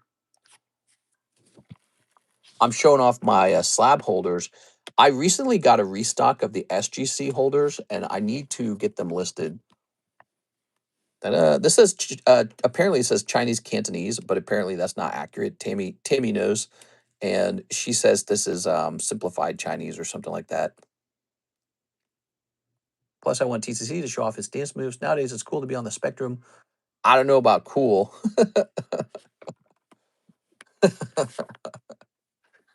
Guess again. All right, let's get that label printed. Bryce. So, Bryce, I did not find a different bag for you, so I'm assuming this is a fresh bag. And there's the label. That looks Cantonese to me. Oh, I don't know how it works. I definitely do not speak a second language, so I do not know any of it. I am not to be referenced for how it is. The Lovebirds.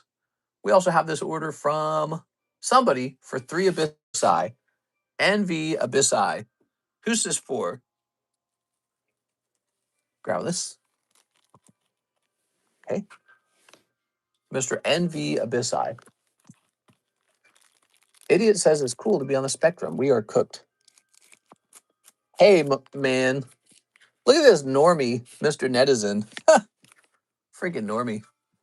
He probably, I bet you he has sex with Stacy's or something. Lame. I'm walking here. Who ordered this? If Let's see, Steven Gonzalez. What's the order? Nice. All right, Steven Gonzalez. PokeRev has more black labels. Does he? I don't know what PokeRev has these days. PokeRev has $1 million of ad revenue. That's what he has. $1 million ad revenue. That guy's rich as hell, dude. All right, Mr. Steven. My sister's name is Stacy. Is she really? Your sister's a Stacy. Here you go, Mr. Steven. Just some hollows this time. Okay. Is her mom cute? Yeah, I'm not really interested in your sister. Can we know more about the mom? All right. Miss Alicia says, dooby dooby doo. Screenshot. Let's see. Pokey Booster Box break, please. $40. Let's see. Here we are. $40. I think she emailed it to me because maybe we were having issues with the ZELLE. Actually, did we never get the L12 order either? Alicia, this order actually did come through ZELLE, so we could actually see it. Mr. L12, did we never get your order? Because I'm not seeing it in the queue. Find him again, mister. Find Mr. again. 1, 2, 3, 4, 5, 6, 7. 3 3 spots remain. You better let PokeRev have your very best content with no creditation to you, with no credit, and you better like it. You're lucky he took your content. Oh, thank you, PokeRev. Please take my content, make money off of it. He took my content. I was chosen. All right, who's Josh? Read my comment. Mister, they released the unredacted body cam of Josh, and he sounds like a little whiny bitch. Oh, no. Oh, no. I got to see this, guys. He's talking about the bricks and minifigs. Here's Pacalomat. Whoa, Pacalomat is back, and he wants a big order. So he wants a 151 surprise. These got pricey, but they still give you a chance for Pikachu Gengar, so they're still a big deal. Then he wants 1 Gem 2. The Gem 2s are awesome. Okay, just 1 pack left in the bag, huh? Tell me about it a little bit, Alex. I'm curious. 1 Gem 2, 2 Gem 1. You're trying to trick me, I can tell. You're trying to get me confused. So here's two of the Gem 1s. Two Gem 1s. Two Abyss Eyes. All right. Two The Hills Have Eyes.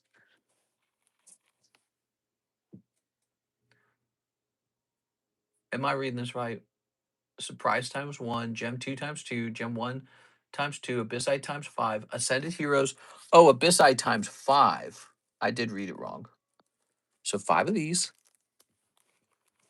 And then he wants Ascended Heroes times 1.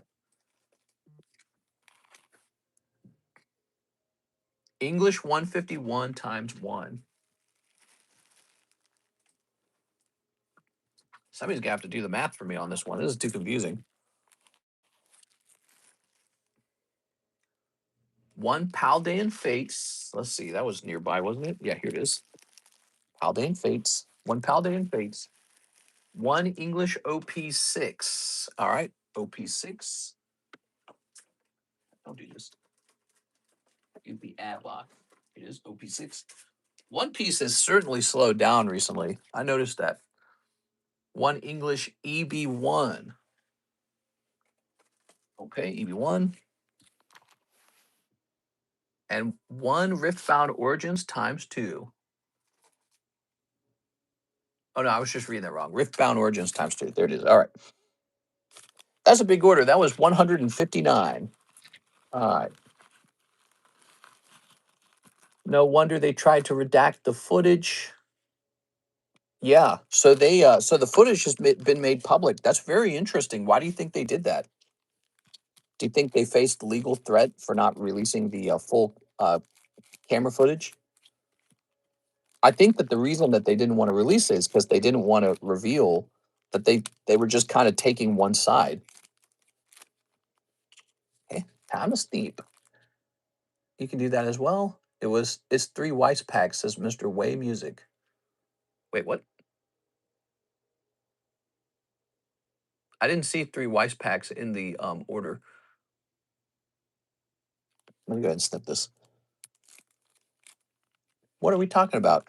Once again, we're talking about the stolen Lego story, stolen by a company, not by a person. It's stolen by a company called Bricks and Minifigs. It's blowing up on the internet right now. It's kind of like a viral story. So you might have heard a short or a TikTok or an Instagram post about it. And if you haven't, you probably will. Here's Gem 2. Here's Gengar. I don't know if I'm B2BQ. You mean back to back? Let's see. There we go. Ooh, that's a big order, man. That's a big order. But Calumet, he wants Nikkei Precious Union Arena times 2. Okay, so in addition to what he already has, he wants these 2 packs, and he wants a Nikkei First Edition. You're getting a real varied order, huh?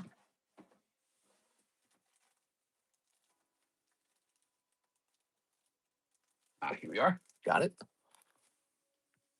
All right. 6 stole my Legos. 6 stole the largest Star Wars Lego set in history. There we go. Eddie. Oh, the bunny girl. Mm-hmm. Here's the Union Precious. My precious. All right.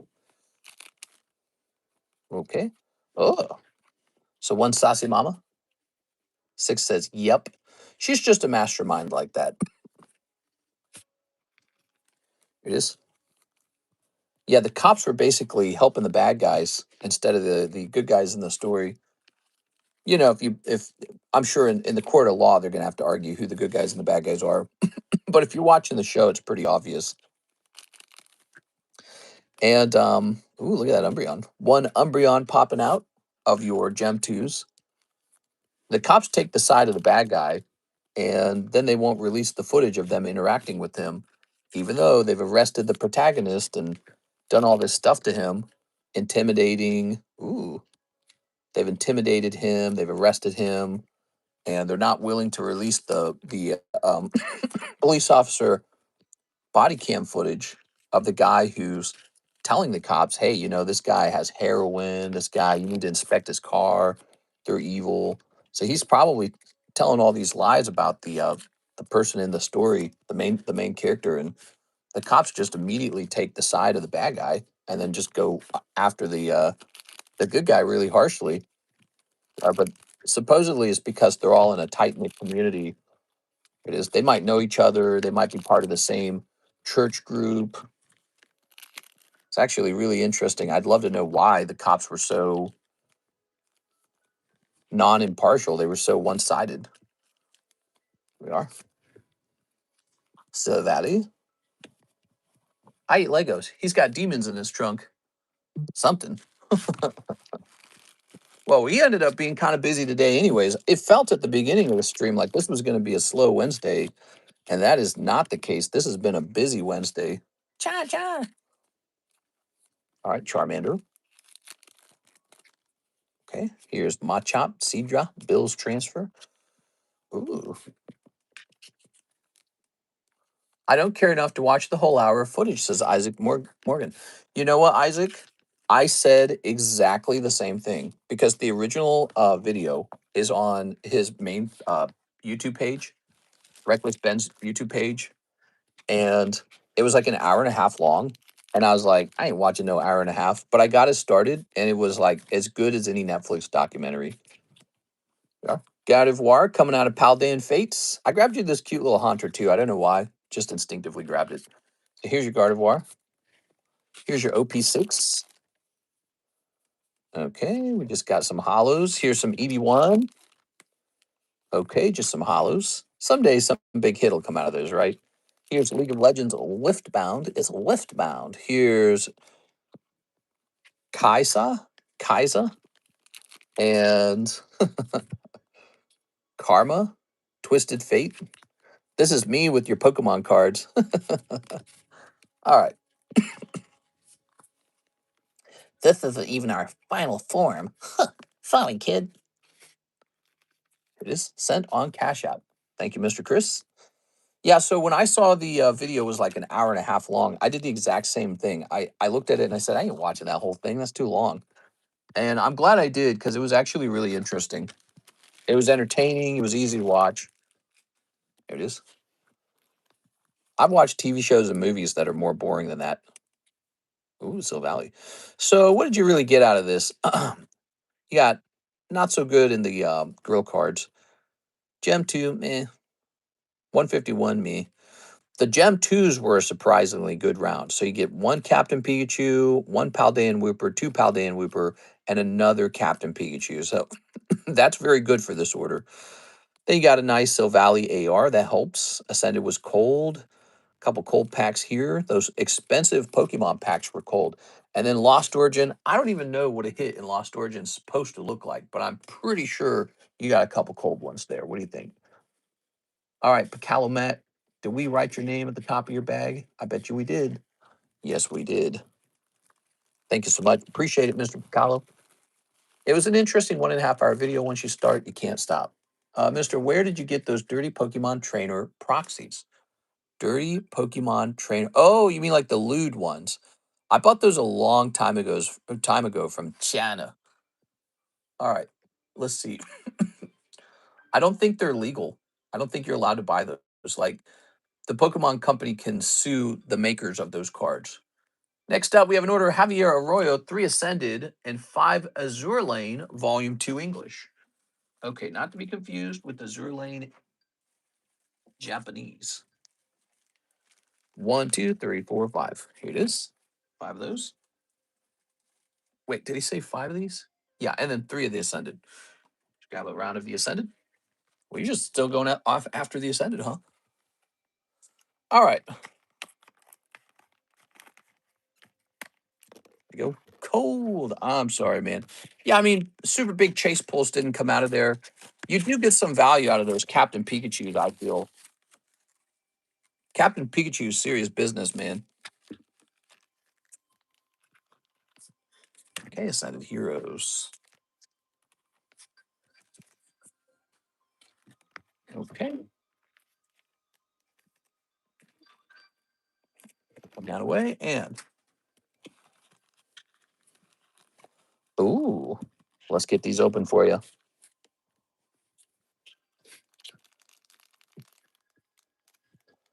1 snip and 2 snips. And then we're going to get all 5 of these in one blow. 5 in one blow. I'm like Mickey and the Beanstalk. He killed 7 in one blow. Who watched that old Disney TV show movie, Mickey and the Beanstalk? Did you guys watch that one? All right, what we got? Ho ho! Not bad, man. Mega Dragonite popping out. So first you get Clefairy, now Mega Dragonite. That's great. Here's some hollows. I didn't expect you to go deeper on these after pulling that Clefairy. I was kind of surprised. All right, so that round gave you a Mega Dragonite. Good for you. Now, how about the Azure Lanes? Yeah, he's a nice card. Whoa, holy mama. A lot of boobies in this set. This is Azure Lane English. Azure Lane has been one of the most popular brands that I've opened on this channel. Although maybe more recently we've opened a lot more Nikkei. But we used to sell case after case after case of Azure Lane. It's just a bunch of sexy girl cards. I guess it's a video game too. Here it is. That's the big thing these days is they make video games with sexy anime characters. Like this one. Oh, mama, look away, kids. That's PG-13. And now, one more hollow. There we go. Donald's Crash Out gave me nightmares. Donald? You mean like Donald Trump? That was the best Jack and Beanstalk when I was a kid. That was a cool movie. I love the beginning when they're having the bread and peas, Donald Duck, Goofy, and Mickey, and they slice the bread so thin that it's transparent. And then Donald Duck goes nuts and he wants to eat the cow. Here's Javier. All right. Good stuff. Very memorable. Let's see, what baggie shall we inject this into? Let's put this into this baggie. No, Donald from the movie. Oh, Donald Duck's Crash Out. We're talking about the same thing. When Donald Duck wants to eat the cow. There it goes. Yeah, it was great, man. Okay, now we have this order over here. Mr. Christopher Hayworth says he wants a pack of Gem 1, 2, 3, and 5. You're buying the very last pack of Gem 5. We have no more packs after that. Let's see. There it is. Something Wicked This Way Comes is now on Disney. When Disney was scary, everything was scary. Pokemon was scary when it first came out. Team Rocket had machine guns. Mewtwo was a real bad guy. Team Rocket was trying to take over the world. Giovanni was like evil. Everything's like Barney the Dinosaurs these days. What's up with that, man? They don't make like scary kid shows anymore. They determined it was too difficult for us. Oh no, the world's not always nice. Oh no, my child can't be exposed to that. Let me go find some Gem 2s, guys.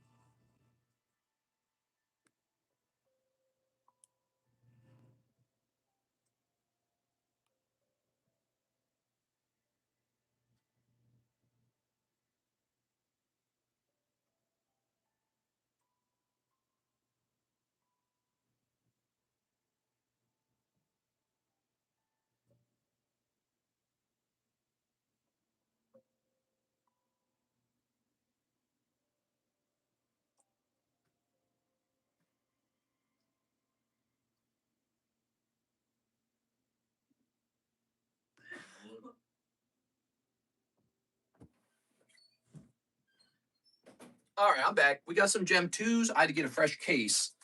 Weird. I thought I had an open case of Gem 2s. Maybe it's time to take a look into the new price for these. If the price has changed, but they're not really selling out or anything. All right. There we go. All right. I was complaining about that last night. The concept of being nice to the point that it's a problem. And I think, we raise our kids on a lack of conflict. and that can actually be detrimental to their, you know, competence as an adult. Very important that you learn how to be mean. You have to be mean. Nobody likes it. It's painful. It's a painful thing, you know, but it's like you have to be. So that's how the world works. Just a part of the world. Part of this world. 1, 2, 3, and 5. All right, we got them all. Things can't be too sanitized. The example I was giving last night is that if you give too much free money away to the homeless in California, instead of solving homelessness, you get more homelessness. Like you increase the amount of people because some goofy ass guy from Utah and Oklahoma and Missouri. And so you end up getting all these homeless transplants from all across the country that drive over to you for your free stuff. So if you're too nice in this world, you will eventually be taken advantage of. That's why niceness can be useful for cooperation and for teamwork. And then it can be detrimental when it comes to, becoming gullible, easy to take advantage of, easy to abuse. It is. I think it gives you anxiety too. Like when you're tough, when you're mean a little bit, it gives you a sort of grounded feeling, like a steadiness, like a sureness. But if you're very nice, you're sort of relying on everyone else to be nice. Man, that's a cute villain or something. I think it's called villain, isn't it? Stamp card I haven't seen before. So we're sold out of the Gem 5 until the replacement comes. Maybe these nice people need to learn boundaries. My kids watch Berserk and Devilman. Hey, we don't talk about Oklahoma. you know, um, they've been trying to solve homelessness in California for a long time, but it's only gotten worse. What's that all about? Not enough money? Maybe we need more money. Nah, it's not a money. It's not a money problem. I said this last night. Some people, all they need in life to get all their work done is a hug because they're just people who work on their own. Some people need a golf club over the head, right? When it comes to motivation, it's like, what motivates you? Getting hugged or getting clocked over the head with the golf club? There are people who just need the golf club. That's it. So the mistake is in thinking everyone needs the hug. If you just hug this guy, he'll stop robbing gas stations with the 9mm in his backpack. No, this guy needs a golf club over the head ASAP. ASAP. And actually, if you put him in an environment where people only hug him, he gets away with it all. He goes, yo, this is easy. I can just steal from everybody. There's nothing stopping me. The golf club stops that guy. That's the only thing that stops that guy. So it's possible to live in a world that's too nice. And it's one of those things people are waking up to and realizing. And it's in the children's TV shows and the children's movie. They don't want to have any conflict, anything that makes a child feel stressed or uncomfortable. They want it to be like, like an Enya song or something like that. Help, I feel like I'm dying. I'm trapped listening to an Enya song. All right, let's see what we got over here. Some people need the golf club over the head. It's just how it is. Maybe I need the golf club over the head. All right. On some things I do, probably like overeating. Here's Nicholas Pacheco. He says 10 pokey shuffles, Nicholas Pacheco. Good luck in there, man. Good luck. Mr. needs a hug. I get hugs. I get hugs all the time now. There we are. 1, 2, 3. 1, 2, 3, 4, 5, 6, 7, 8, 9, 10, 11. Motivation's a fascinating subject. And people don't get motivated by you being very nice to them. They get motivated when you bring the golf club out. You go, oh shit, this guy's got a golf club. We are. That's what I've experienced in life for the most part. If all a person ever needed was a hug to do the right thing, they probably were already doing the right thing because that's just the nature of them. They don't need the hug. For the people who are doing really nasty bad stuff or just they can't get their life together, they often need the golf club. Bonk. Get back to work. Oh, snap. I didn't know you could do that. Maybe I'll get back to work. Just how it is. I don't know why. That's part of being human, I guess. People don't like to accept that kind of stuff. Humans always sort of drift toward this belief that we're like angels, but we're just not, dude. It's so obvious we're not angels. And being an angel is an ideal. So it's like, hopefully we'll be angels, but we're just not. All right. So, Mr. Nicholas, you got two lovely cheaper cards. Classic Collection Rattata from the Gym Collection and Old Maid Bulbasaur. What are you thinking here? Look how sparkly that is. Re-roll them or keep them, or re-roll one of them, or keep both of them.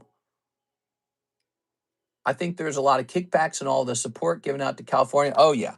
So it just becomes a mess with another mess because you get the NGOs, right? The charities. And these charities receive millions of dollars from the government. And then what the NGOs, what they do is they set up a CEO and a CFO and a CPO and a C3PO and all these other things, right? And all these guys are getting paid a lot of money. Like I'm living in California and I'm successful levels of money, right? So the CEO makes a couple million and he's in charge of homelessness. Well, here's the problem. If this CEO solves homelessness, where is he going to get his government money from anymore? They're not going to pay him out anymore. So the incentive structure is to keep homelessness alive. If you solve homelessness in California, no need for the NGOs anymore. They're parasites. They're vampires. The homeless people are like parasites sometimes. Hate to say that, but it's true sometimes. Sometimes it's mental health issues. Sometimes it's drug addiction, and they won't accept help. They will not accept help. But ultimately, they become a drain on the system, and they won't get help. They won't do it. You have to make them do it, or they won't do it. That's the essence of being addicted. And then the NGOs come in and they're a different parasite. They know what's going on and they know how to game the system to make a lot of money. And it's just sort of like, holy cow, dude, this is like a catastrophe. This is like how a country goes bankrupt, you know? Adopt all the people who can't take care of themselves and then overpay a group to just sort of keep it in the background or something, keep it alive. You know what I mean? All right, what's he thinking? Nicholas Pacheco, is he here? I don't know if Nicholas is still here. Is he still here? He's way better than Stinky Mudkip. Whoa, whoa, whoa, whoa, whoa, whoa. That CEO, of course, will need to exercise his rights and donate some of his NGO money to a political campaign. Right. So if he gives his NGO money to a politician who promises to keep giving money to NGOs, that's how you end up with like a feedback loop where the system keeps itself in a sort of like a deadlock. Like it never wants to go away. It's an establishment now. It's an establishment and you can't undo it. I think the public school system works that way. I think unions work that way as well. And I think big corporations work that way. So everyone who has an access to money and a way to give it back to the politicians, it becomes like a loop, right?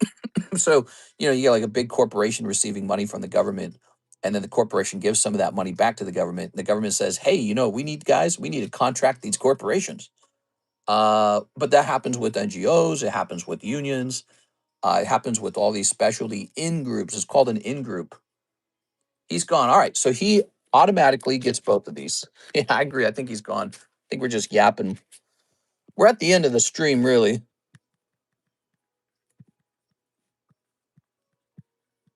Nicholas Pacheco. Nicholas Pacheco. All right.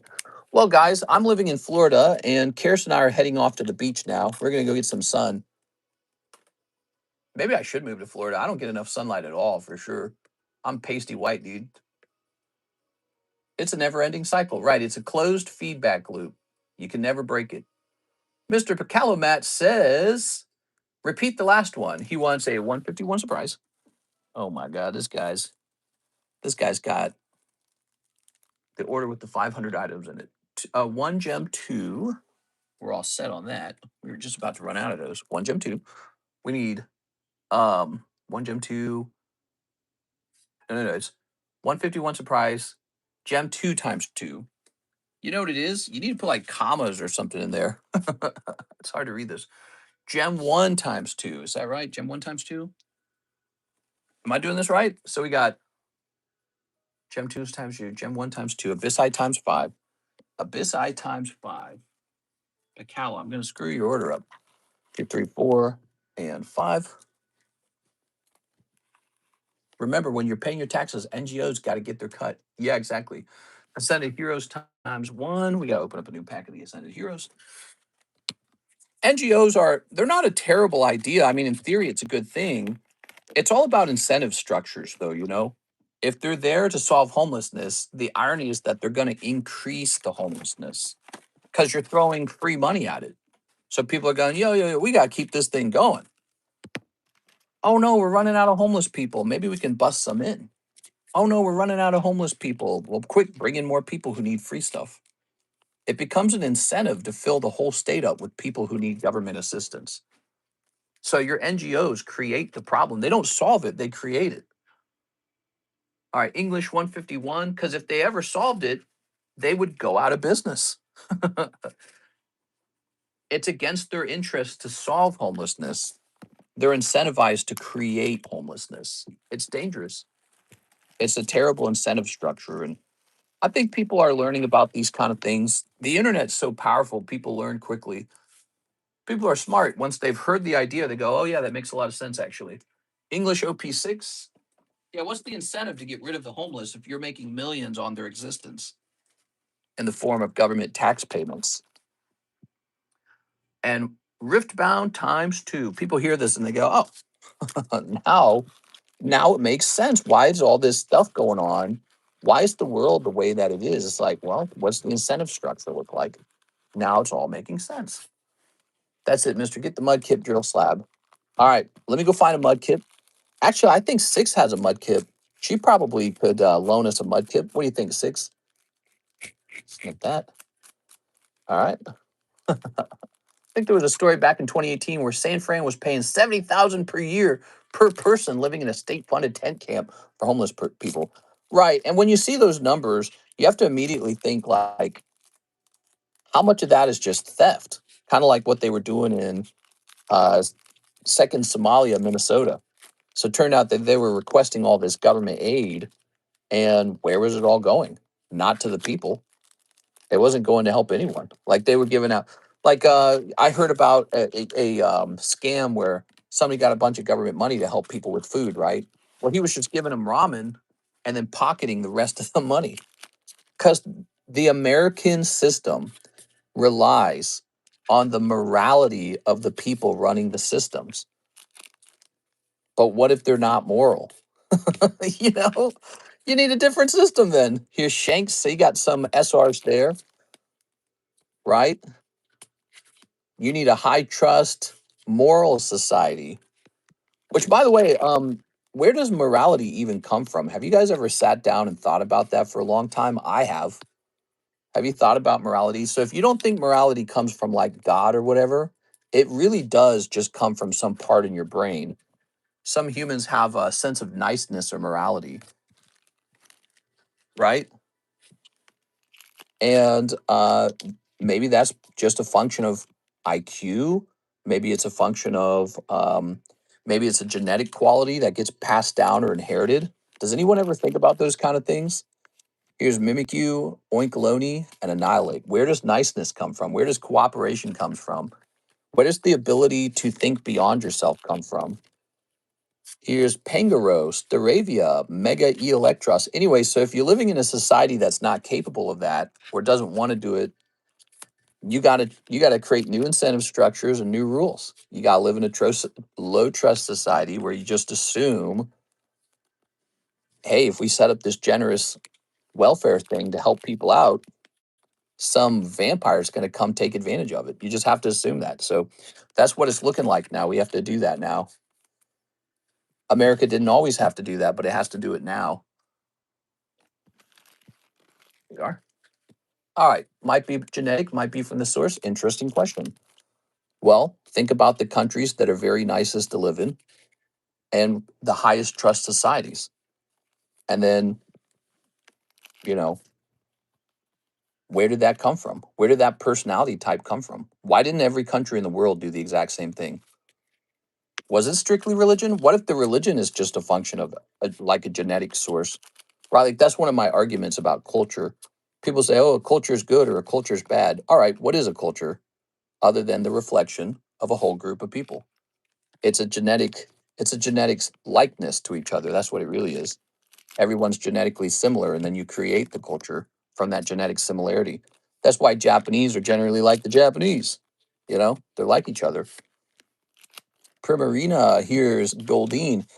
So that subject on where does morality really come from?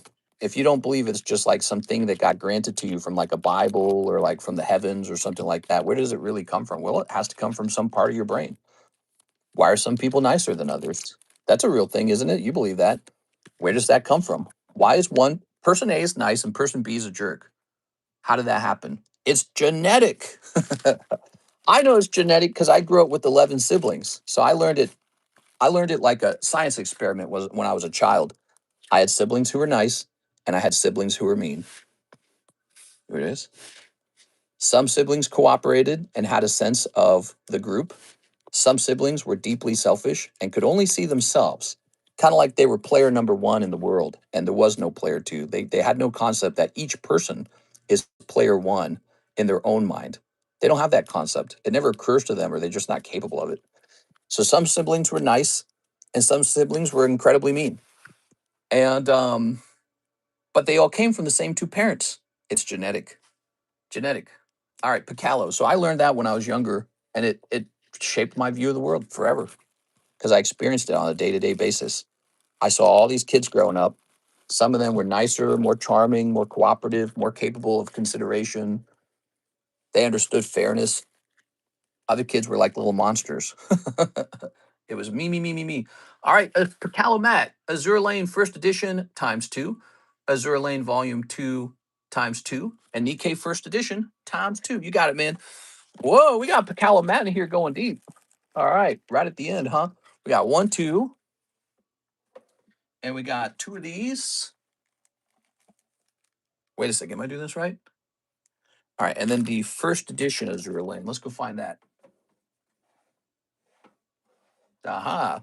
Very important ideas, by the way. These are things where you maybe don't think about them, but when you really do, it's like, hey, this is kind of like one of the most important things in my life. How you organize your entire experience in the world comes down to the people you're around. And we intuitively understand you want to live in the good parts of society and not the bad parts of society where the danger and the crime and the violence and the poverty occurs. How does that happen? How do these places organize themselves one way or another? Is it law and order that created the nice places to live?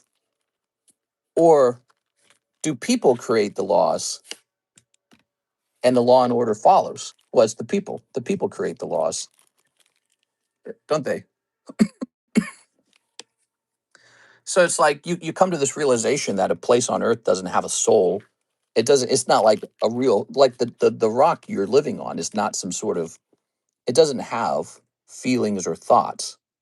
The land you're living on has no feelings and no thoughts. Look at this card, man. Giant boobs and feet.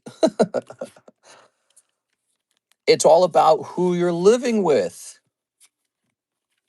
That's what it ultimately is. So who you live with determines the quality of your life.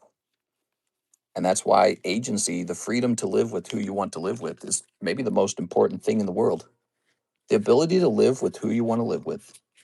Which, by the way, one of the best ways you have control over that is by how much money you have. You can just pick up and leave anytime you're living somewhere you don't like. So that's been the deciding factor for a long time. Money. Money decides who you get to live with. There we are. You know, not everyone gets to live on the Malibu beach. Here we are. Ooh. All right. So money's been the sorting mechanism. Here's a hollow. Here's a hollow. Very fascinating, right? Oh. I was reading a book on criminal behavior, and an interesting point the guy made that studied criminals was that most people who blame their parents have a sibling who is relatively normal. Oh, that is interesting. Yeah.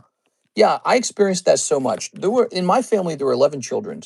And so there was like one or two children who were the most mean, and then there were one or two children who were the most nice. Who do you want to bet was good at school? Who do you think was good at math? The mean children or the nice children? It was almost perfect. If they were terrible in social situations, they were terrible in school. I don't know why that is. They couldn't do math, they couldn't read. They're just monsters. And then they're just mean to you. Why is that? And then if a kid was real bright, they were good with the book, they were good with the math. They were nice to people too. They're just nicer. What's up with that? Real crazy. All right, so Pacala, and that's just my one, one experience. People have different experiences in their lives. There we go. But I have a suspicion that the aggression, the selfishness, the destructiveness, the inability to cooperate, the impulse control, it all goes hand in hand with IQ. That's my bet. Some kids were born smarter. That was what was really going on. Some kids were born smarter. That was what I was really witnessing. So the smarter you are, the less you're interested in crime. Why would you need crime? You don't need crime if you're making money. Here's Jacob Chickering, 2 Chinese hidden fates and 4 pokey shuffles. If you've got a job and you're making money, you're not interested in crime. It is. All right.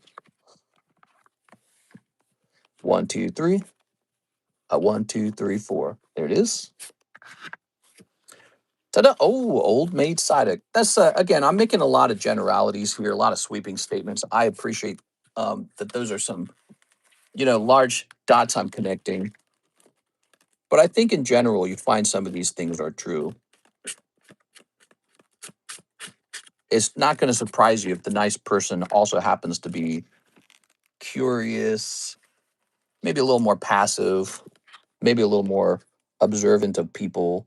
And all of those might just be linked to, I don't know, brain quality.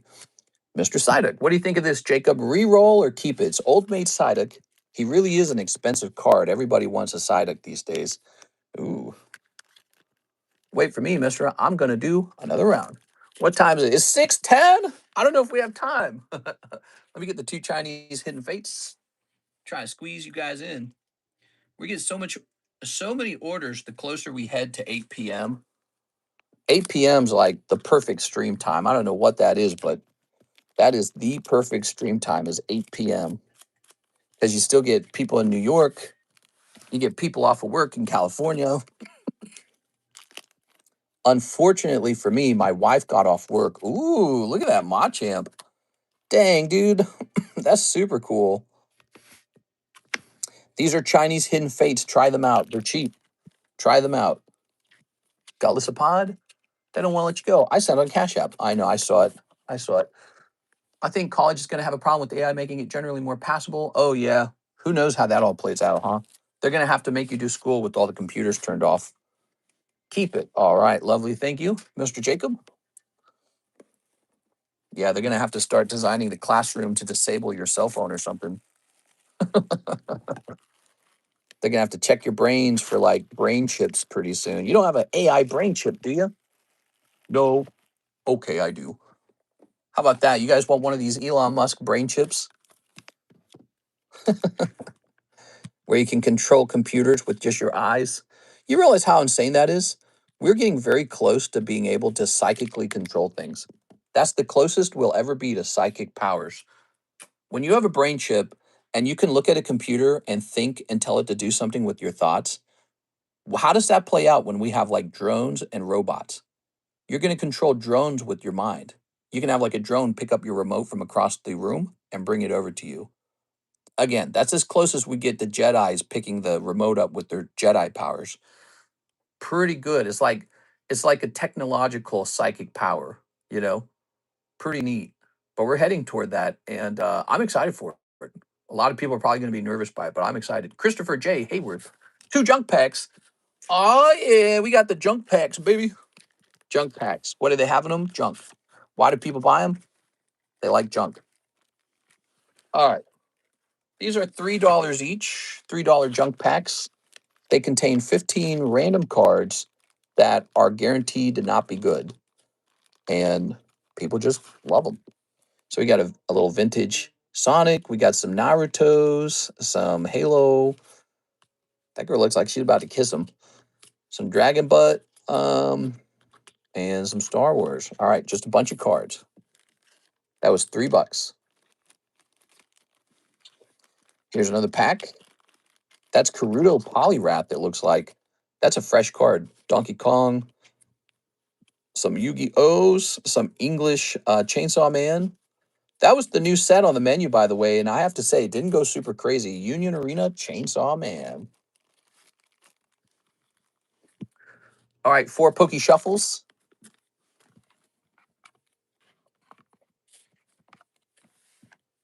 1, 2, 3. 1, 2, 3, 4. Ta-da! Oh, we got Gyarados.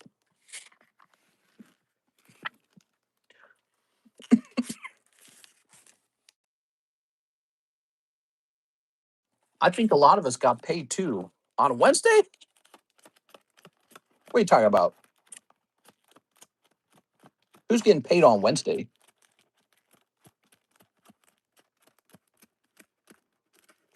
This one, 091.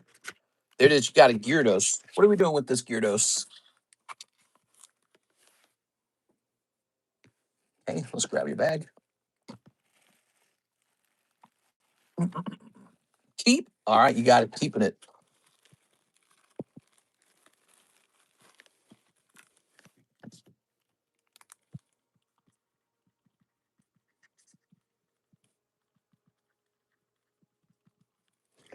All right, I still get paper checks. Do you really? Like paper poopy diapers? Now, shipping time. We had a really busy daytime stream from my perspective. This daytime stream was nice and busy. I wonder if that means for the nighttime stream, we will not be as busy. Because last night, Tuesday night, it was not that crazy. Like Mr. Javier's here, he's a big deal. Hey, what's up, Mr. Anthony Shime? And he placed a couple big orders today for sure. And so I wonder what will be driving the nighttime stream. Paid every Wednesday, both jobs. Really? Do I need to resend shipping information? I don't think so. I have it right here in my address book. So you only need to send it if you moved.